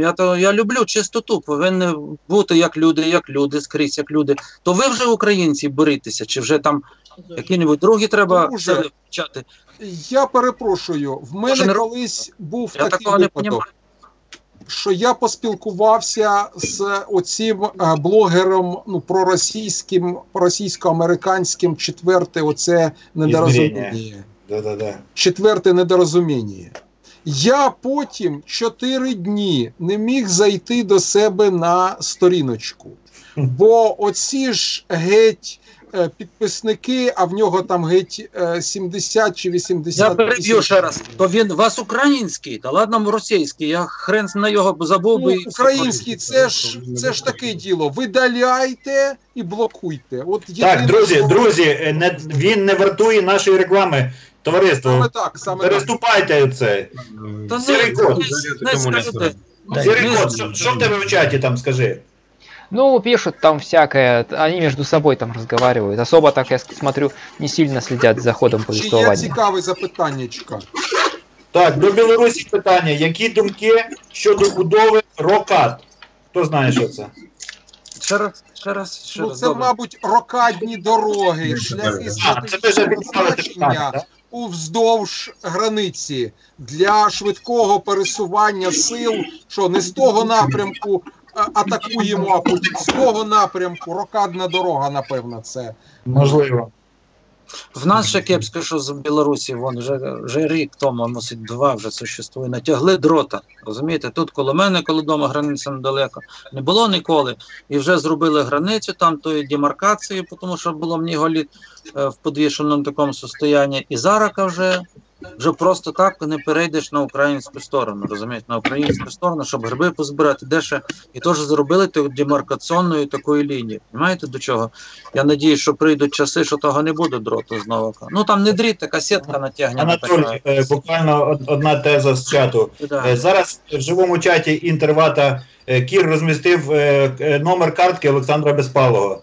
Будь ласка, друзі, не будьте байдужими, будьте щедрими.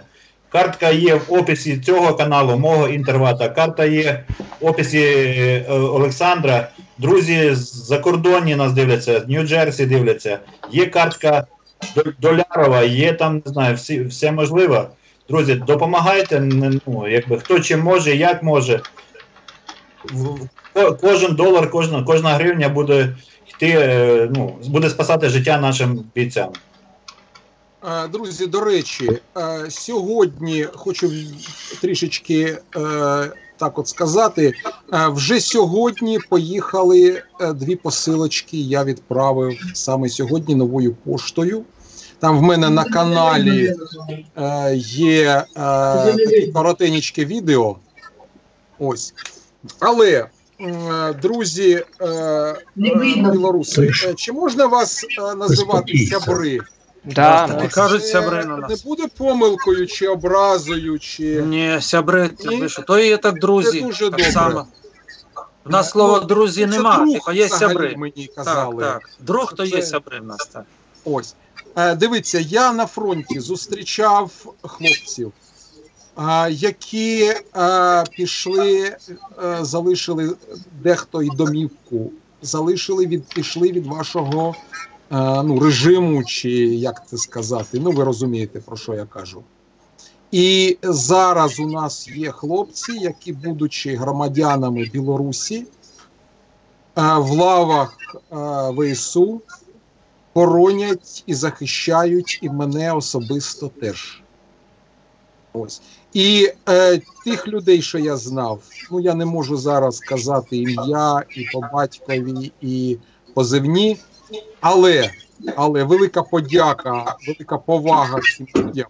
Це дійсно дуже, враження було дуже... Олександр, чи бачили ви людей з отряда «Погоня», які змагаються за свободу України?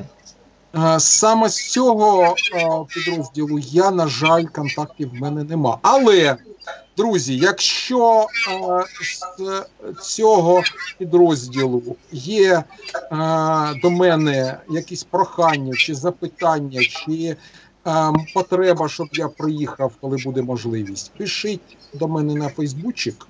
Олександр Безпалий, мене дуже легко знайти. Пишіть до мене, я буду намагатися на пошті подивитися, і якщо перетнемося, буде дуже добре. Друзі, можна я ще таку маленькую историю расскажу на русском языке? Моя блогерская деятельность, это вот с 1 января 2019 года. Она тоже как бы сложилась из того, что я смотрел наших блогеров. И, наверное, если кто-то следит за моим каналом, у меня очень хорошо как бы открыт чеченский вопрос. Много чеченцев из разных стран мира, с Франции, Австрии, Норвегии. И как-то мне попались на глаза два, я назвал их федерасты. Есть у меня такой ролик «Федерасты на зачистке в Чечне». Придурков это и хлопцы, скорее всего, один хохол из них. Я их раскрутил на такой открытый разговор, не знаю, видели, не видели. У меня было подписчиков 150, ну 200 максимум. 25 января это был, ну, чат-рулеточная запись.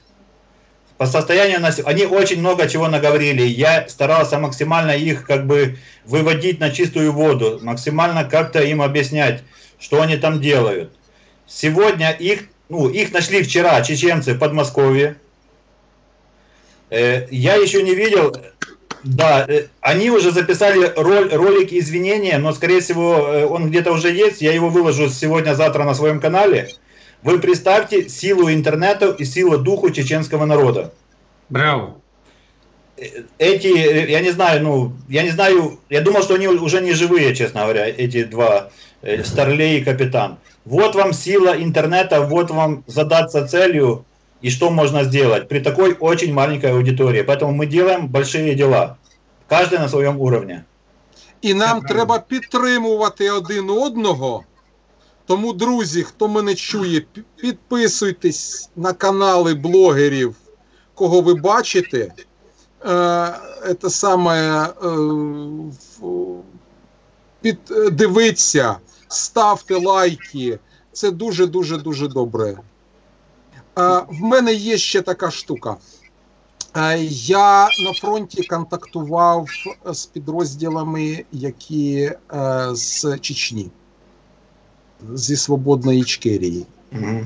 І в мене були такі контакти, що я проводив заняття з молодими хлопцями по техніці і так далі. Вони чимось учили мене, я чимось учив їх.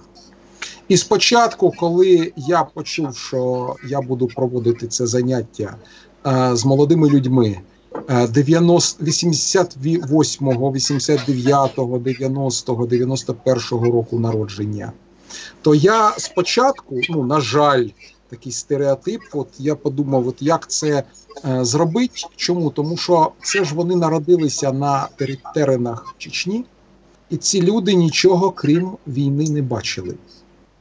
І от уявіть собі, вони виявилися дуже вихованими, дуже стриманими, дуже культурними, дуже такими людьми, які заслуговували моєї поваги. І це просто, я потім повернувся додому, і я вже своїм дітям розповідав про цих людей. И, Александр, можете на русском? Нас смотрят сейчас чеченцы. Перейдите чуть-чуть на русский, пожалуйста, для них специально. Это самое. Значит, я был в нескольких подразделениях. Вот. Есть у нас подразделения, где просто есть люди чеченского происхождения. А есть батальйон шейха Мансура. До речі, велика повага командиру цього батальйону, Мусліму. Це дуже культурна, дуже поважна, дуже розумна людина. І я, до речі, в цьому батальйоні бачив молодь, чеченців молодих, які були дуже вихованими. Дуже... Ой, я перепрошую. На русском, пожалуйста. Были, я прошу прощения, были очень культурными, очень воспитанными, очень сдержанными людьми, которые заслуживали уважения. Вот. И я потом вернулся к себе домой, и я своим детям рассказывал про это и приводил им в пример людей, которые родились уже фактически в войне, в этом, ну как они ж не видели реально, вот ребенок родился, он уже родился в этих боевых действиях.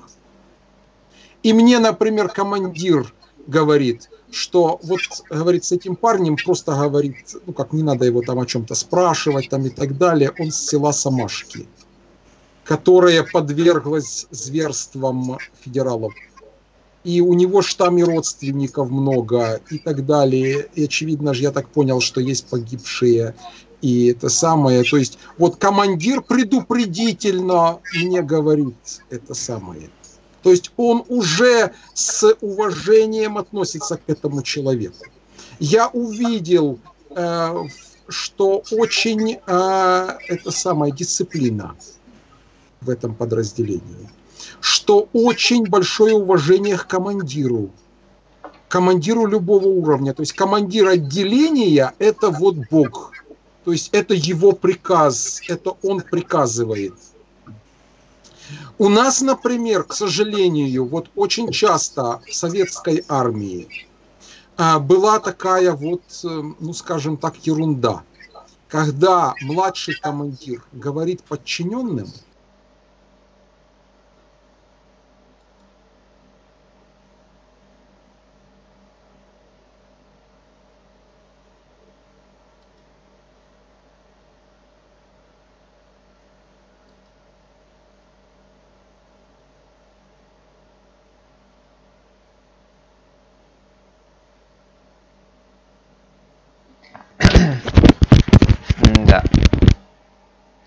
Да, что-то вылетела программа.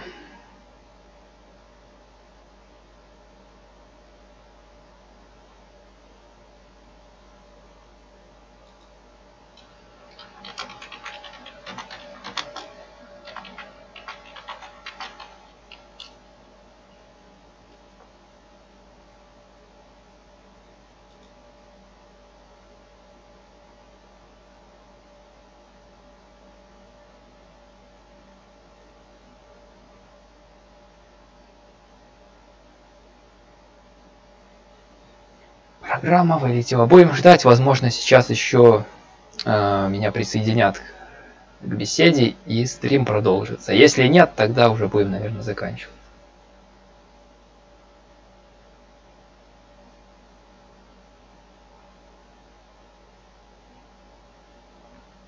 Да, не забываем подписываться на каналы блогеров. Украина наша Русь, ну, Анатолий Сайгон, конечно, вы знаете, Интервата, канал Александра Беспалова. Не забываем про пожертвования, которые необходимы. Ну, не забываем вступать в группы.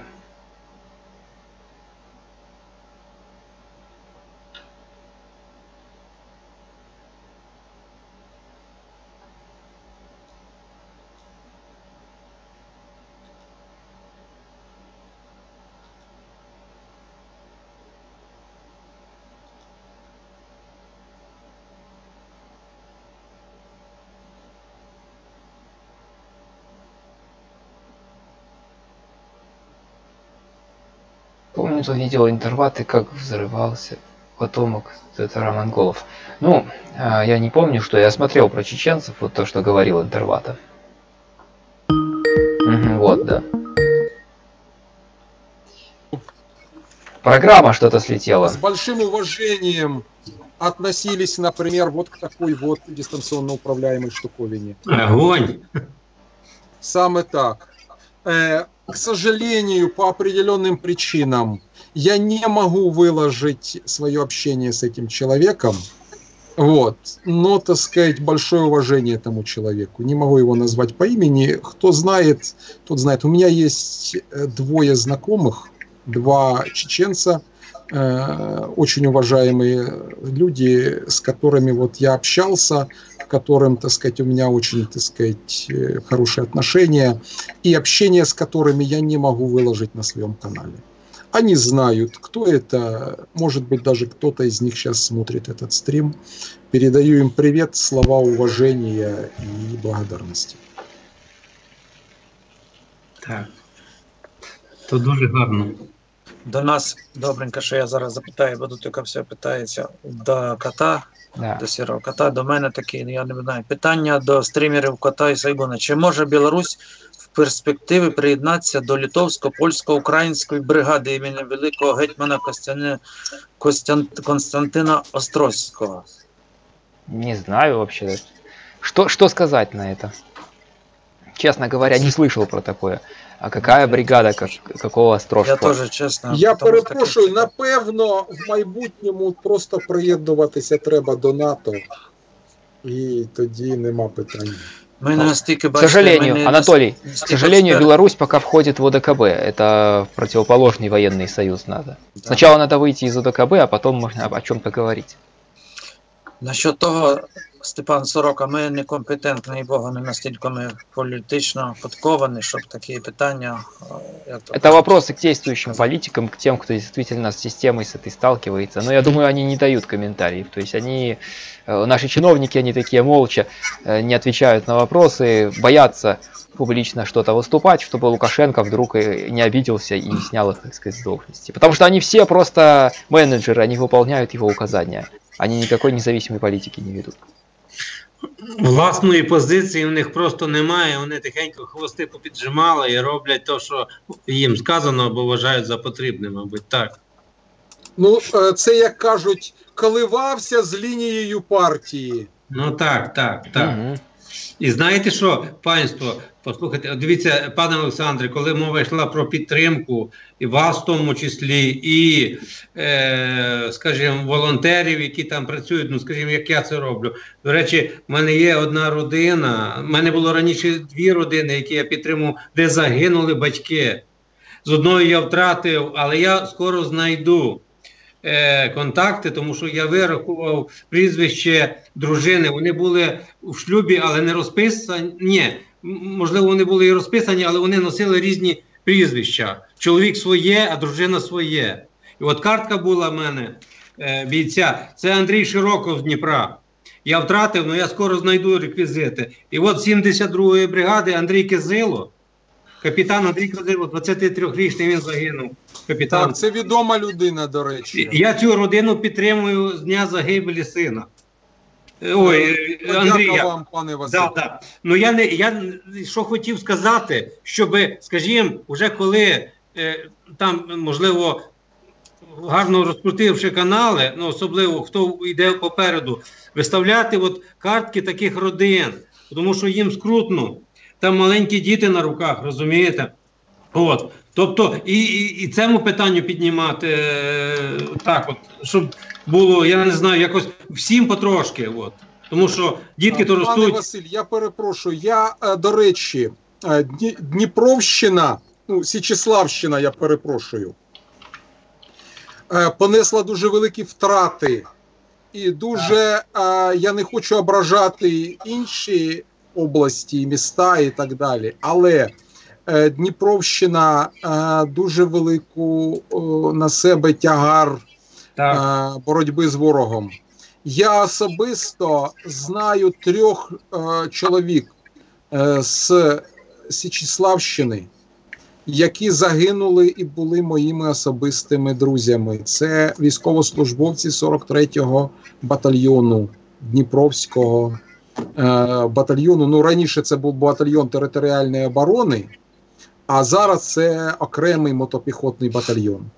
І от я знаю, особисто знав, на жаль, людину, в якої просто 4 роки дитина залишилася без батька.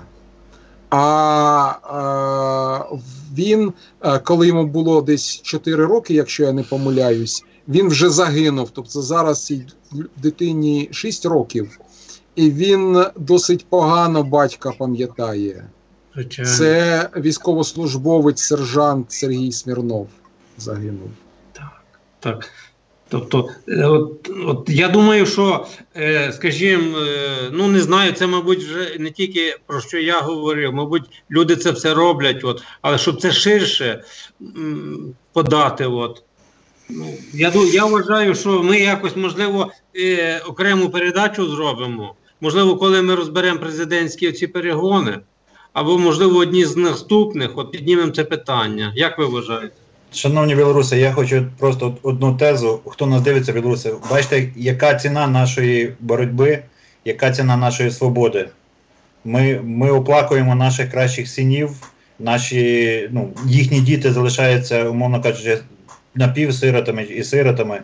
Чи недостатньо цього досвіду, такого нашого спільного, чи доказу, що відбувається? Вчіться на наших бідах. Друзі, дивіться, колись наші політики і олігархи купляли дешевий газ. А зараз життями людей, простих людей, не синів оцих олігархів чи політиків, а простих людей оплачуються оці знижки на газ, але спочатку були просто фантастичні ціни. А потім була на цю фантастичну ціну якась там знижка. Це правильно. Як там дешевий сир тільки в мишоловці, так? На жаль, так. На жаль, так. Ну, друзі, ми таким чином вже подолали позначку година 50. Нам дуже легко це все йде, тому що це дуже актуальні, дуже болючі питання. Кількість людей в чаті не то, що зменшується, вони збільшуються. Підтягнулися чеченці, підтягнулися росіяни адекватні. Тому, друзі, така от наша місія. Хто на фронті своїм життям, а ми на інформаційному фронті. Звичайно. Крім того все. Пан Василь, а скільки нас зараз людей дивиться на вашому каналі? На каналі зараз моєму 71. Мене 85. Дуже добре. Дуже добре. Ну, це коли закінчиться стрім Сергія Івановича, десь за 100 було. Ну, це одночасно. А люди ж виходять, заходять, тут ми розуміємо, що аудиторія набагато більша. І... Так, питання Сорока питає, чи правильним був би крок до переведення українсько-білоруської мови з кирилиці на латиницю, з прикладом Казахстану, для кращої взаємодії з інтеграцією з Заходом? Мені так само. Ну, гэта было бы, можа, і больш добра, але зараз такога пытання нават і не ставіцца. Лукашенко до гэтага не перайдзе, таму што шмат людзей, я думаю, гэта ацэніць як негатыўна. І Расія на гэтым будзе іграць. Яны скажуць, што вось глядзіце, бульбафашысты падымаюць сваю галаву, тут рускі язык прыцісняюць, рускую мову. Так у нас не да чага ім дачапіцца. Руская мова у нас свабодна, да, тут усё свабодна. Каналы расійскія ёсць, усё ёсць. Прыязджай там, рабі што хочаш, толькі не парушай закон. А тут яны скажуць, прапагандысты все гэтыя Салав'ёвы, Кісельёвы, вось глядзіце, фашысты, бульбафашысты тут завялі. Друже, це називається вой на болотах. Це ми називаємо вой на болотах. Да. Так, НТВ, я бачив так само. Глядзеў там НТВ, якісь каналы, і Кісельёў так само. Во, глядзіце, што ў Беларусі ўжо рускія прыцісняюцца, пачынаюць іх там біць, ганяць і там такое. Уже было такое. Мяне запытваюць, сколькі загінула грамадзян Украіны, у вайне? Біля 13 тисяч. Біля 13 тисяч, але, напевно, це цифра більша, можливо, навіть до 20 тисяч людей. Тобто... Сумно, але Саме у нас так, вибору пане Василь. немає. Ми повинні А захищатися. ось добрый комментарий пишут у чате, что тут до обычной мовы без латинки нет. Ну, то есть нема просто белорусской мовы, нівогуле нідзе. Нават нельга дыплом написать на беларускай мове, нельга прысягу там зрабіць на беларускай мове, нельга доктарскую дысертацыю напісаць.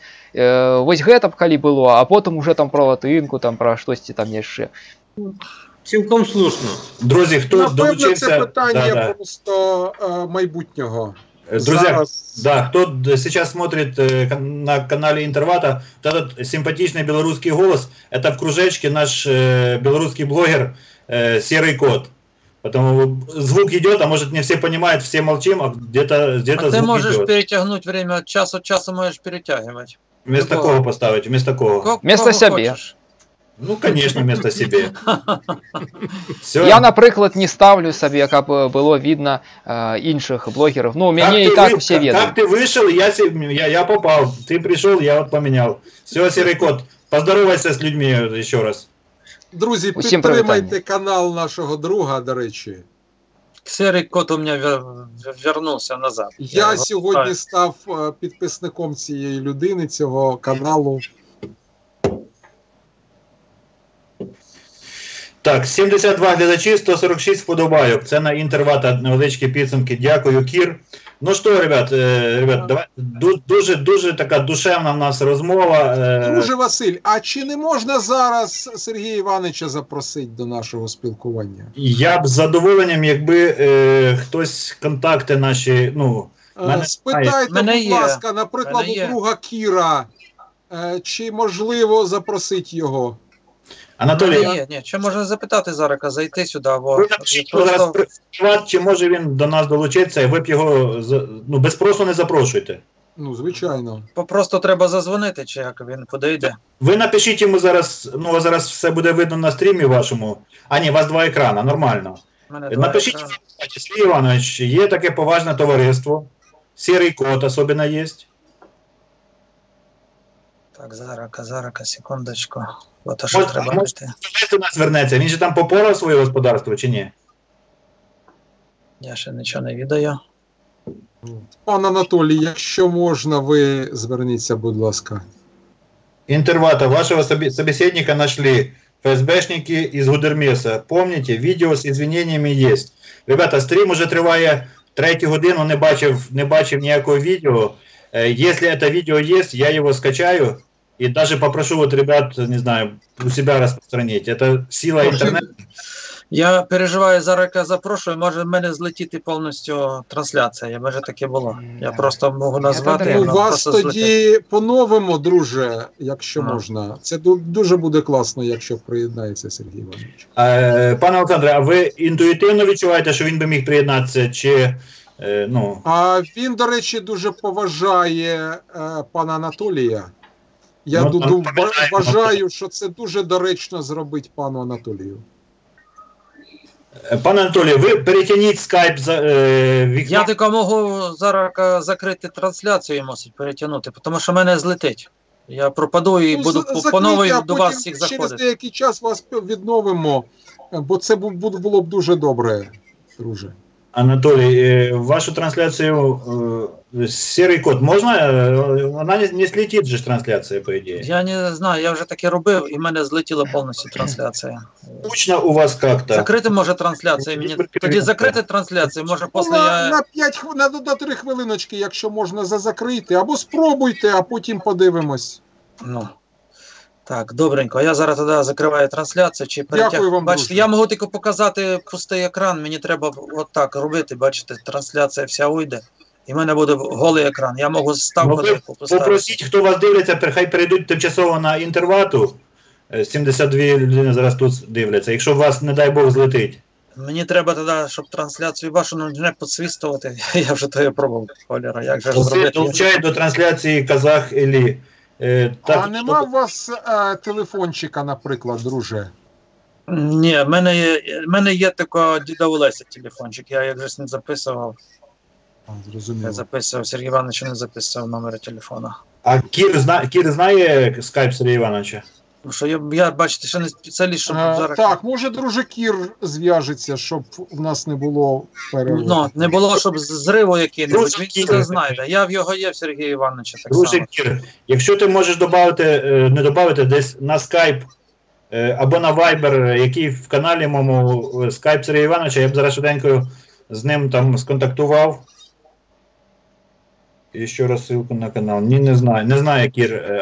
Не знаю, Кір.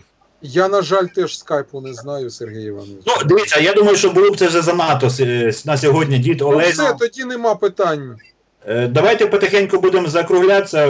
А чи він є в скайпі ще цікаво? Може його в скайпі У немає? нього тільки закінчиться стрім. Звісно, є. Ну що ви говорите? Це інструмент блогера. Іванич віддихає уже, написав Юрій Карпенко, тому поважна людина повинна... Ну, нема питань тоді. Ну, дивіться, вже в нас 11:30, 23:29 в Білорусі. Час вже пізній, вже ми 2 години стрімимо. Дякуємо вам. Велика вам подяка. В Україні, кажуть. Ладно, Як? інша історія. Ну що, по хвилині і до побачення, як ви гадаєте? Да. По 2. По 2. На кожного. Саме так. Я передаю своє слово, як депутат каже, слово передається там тому-то, тому-то. Тому, шановні наші білоруси, по хвилині 2, скільки кому потрібно, які у вас є відчуття після нашого сьогоднішнього, такого вже розширеного стріму, я думаю, тільки буде розвиток цього формату. Ну, я сам ніколи не ожидав, що такий може бути формат, розумієте? Я кажу, місяць тому, що мені народна дипломатія працює. хто-небудь сказав, що ми можемо настільки подружитися, розумієте? Мені кажеться, я так до такої великої степені подружився, але то не вживої було.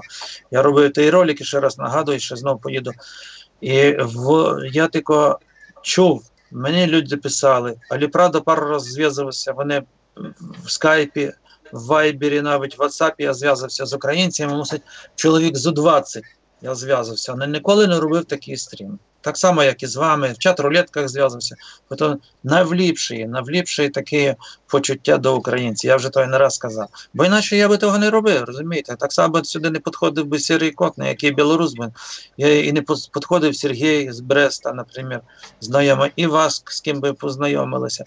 Люди в Білорусі такі самі добрі, я розумію, як і українці. Нормально, я кажу. Ну, ми про ватників не кажемо, ватників їх повно, і вас ще в Україні повно навіть таких, що зараз сюди ще на мене, пардон за слово, ще серуть, а ще не відбитися від їх тієї чуми, іначе не скажеш. Але не треба на їх дивитися, а дивитися тільки на добрих, порядочних людей, тому що за ними будуть найліпші відчуття, то, що я вельми радий. І Богу, вельми рада, що я вас знаю, з радістю сиджу, з радістю говорю і вчуся, я у вас вчуся, і доброті, і порядочності. От на той. Понимаєте, саме головне доброта. От така доброта лється, якесь тепло від людей. От лється. І я то я все слухаю, наприклад, про ваше. І навіть скільки раз переварував в голові в себе.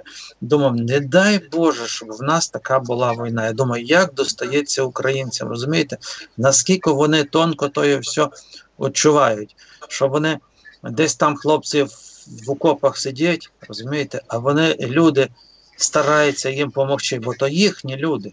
Я не знаю, як наші білоруси на таку тему відкликнулися, розумієте? Ну, я думаю, не дай Боже, кажу, якщо були б такі самі які-небудь тьорки між Росією там, і Білорусією, і були б окопи в нас, і були б так само дроти, я думаю, що білоруси б такі самі були, як і українці в тому смислі. Тому що люди стаються, прежде всього, людьми. А ті сволочі, які там є, то не люди. Ну, ті не люди розв'язують ті війни, отого все, і натворять стільки біди, і потім молоді хлопці, яким треба глядіти тих маленьких дітей, знаєте, що малих дітей вже батьків не побачать ті діти. І тільки будуть по фотокарточках, по тих відео дивитися, то хіба то справедливість? А ти толстопузи, сволочі, ти сидять десь там, або катаються на лижах, розумієте? Хтось когось вже забив, хтось кого поховали, а їм що? А вони катаються. О, що страшне зло. І то треба доносити до людей, до всіх людей, українців, білорусів, так само і русських, і поляків, щоб не дай Боже, такого не було. Тож в центрі Європи, дивіться, йде війна. То не ладно, там не Сирія, там не другі чужі люди, то вважається другі, а то ж наші люди, рідні люди, дивіться, що робиться. Дякую, Анатолій, у вас ще багато емоцій, я впевнений, вам є що сказати. Вельми емоціональні. В мене завжди емоції пруть, я не можу то так просто зносити, тому що все то я приймаю вельми близько до серця, розумієте? Вибачайте, що я так довго. Велика вам подяка, друже. Сірий кот. Мы ўжо размаўляем 2 гадзіны ці колькі там ужо таму. Я лічу, што не трэба цягнуць больш час і скажу кратка. Слава Україні і жыве Беларусь! Героям слава! Нема чого тягнуть кота за хвоста. Так? Мені дуже приємно було в такому товаристві сьогодні бути присутнім. Дякую всім. І я так вважаю, у нас і так були задушевні розмови, а тут пан Олександр додав дровішок до нашого багаття. Дякую вам, пане Олександр, що ви доєдналися. Ви гарно оживили нам наше спілкування. І дякую вам, перш за все, за те, що ви робите для передової. Пожертвували своїм власним часом, майном, здоров'ям. Велика повага. Я надіюся, всі, хто бачив нас всіх разом, і особисто пана Олександра, доєднається до його рахунків. Я вважаю так, хоч потрошечки, але з кожного. І вже дивишся, пан Олександр змайструє чергову Лесю, додаткові матеріали, акумулятори і інше спорядження. Тому все це там треба. І кожен волонтер, хтось щось додасть, добавить, принесе туди, а хлопцям підмогу. Дякую, панство. Пане Олександре, як вам наше товариство, які у вас враження? Чи прийдете до нас ще? Враження, ви це бачили з самого початку. Звичайно, що велика повага усім, велика повага нашим друзям з Білорусі. Я хочу тільки що сказати. Друзі, стратегія ворога, його, як він робить агресію, вона незмінна. Так же само, як Гітлер колись. От як він робив во Франції, так же він робив в Польщі, так же він, оці ж методи бліцкрігу він використовував проти Радянського Союзу. На жаль, проти кого буде ще агресія цієї сторони, ми не можемо сказати, видати не можемо. Але оці засоби, прийоми, інструмент, він видає оцього грабіжника. Так. От, добренько. Дорогі друзі, ще раз кажу. Дозвольте Анатолій, дозвольте ви кажіть, я буду закінчувати тоді. Так само, бачите, мені приємно, я не відав, що я ні разу не бачив. Я на Олександра Безпалого підписаний. Я на вас підписаний, маєте на увазі, то що ви не думаєте, що там на сірого кота підписалась. Я на вас теж так само підписаний, дивлюся. Браво. Але вже познайомився близько, тому що, бачите, поблизу так вельми важливо почути людину. От почути так, як ми, як вона дихає. Треба передивитися всі ті ролики, то є все от чути, переварити в голові. То вельми важливо. Я до того завжди тонко підходжу, розумієте? Анатолій, не то, що на кого попало підписується. Друзі, Анатолій, я вас буду зупиняти вже. Все, ви говорите, наступного не буду що говорити. Друзі, Сірий кот, Білорусь, наша Україна, Русь, Київ, Анатолій Сайгон, Брест, Білорусь, Олександр Безпалов, Харків, Інтервата. Дивіться, яке файне товариство. Я приготував невеличкий анекдотик такий. Прибігає до Путіна його радник і каже, в мене є 2 новини. Одна добра, друга погана. Але давай з поганої починай. Він каже, ну що, скоро будемо їсти гімно. Давай тоді хорошу. Я знаю, де його багато. Друзі, всім до побачення. Слава Україні. Живе Білорусь. Героям слава. Живе вічно. Живе вічно. Добренько. До зустрічі. Дякуємо. До зустрічі. Дякую всім. Ще раз. Тому ми зберемося ще.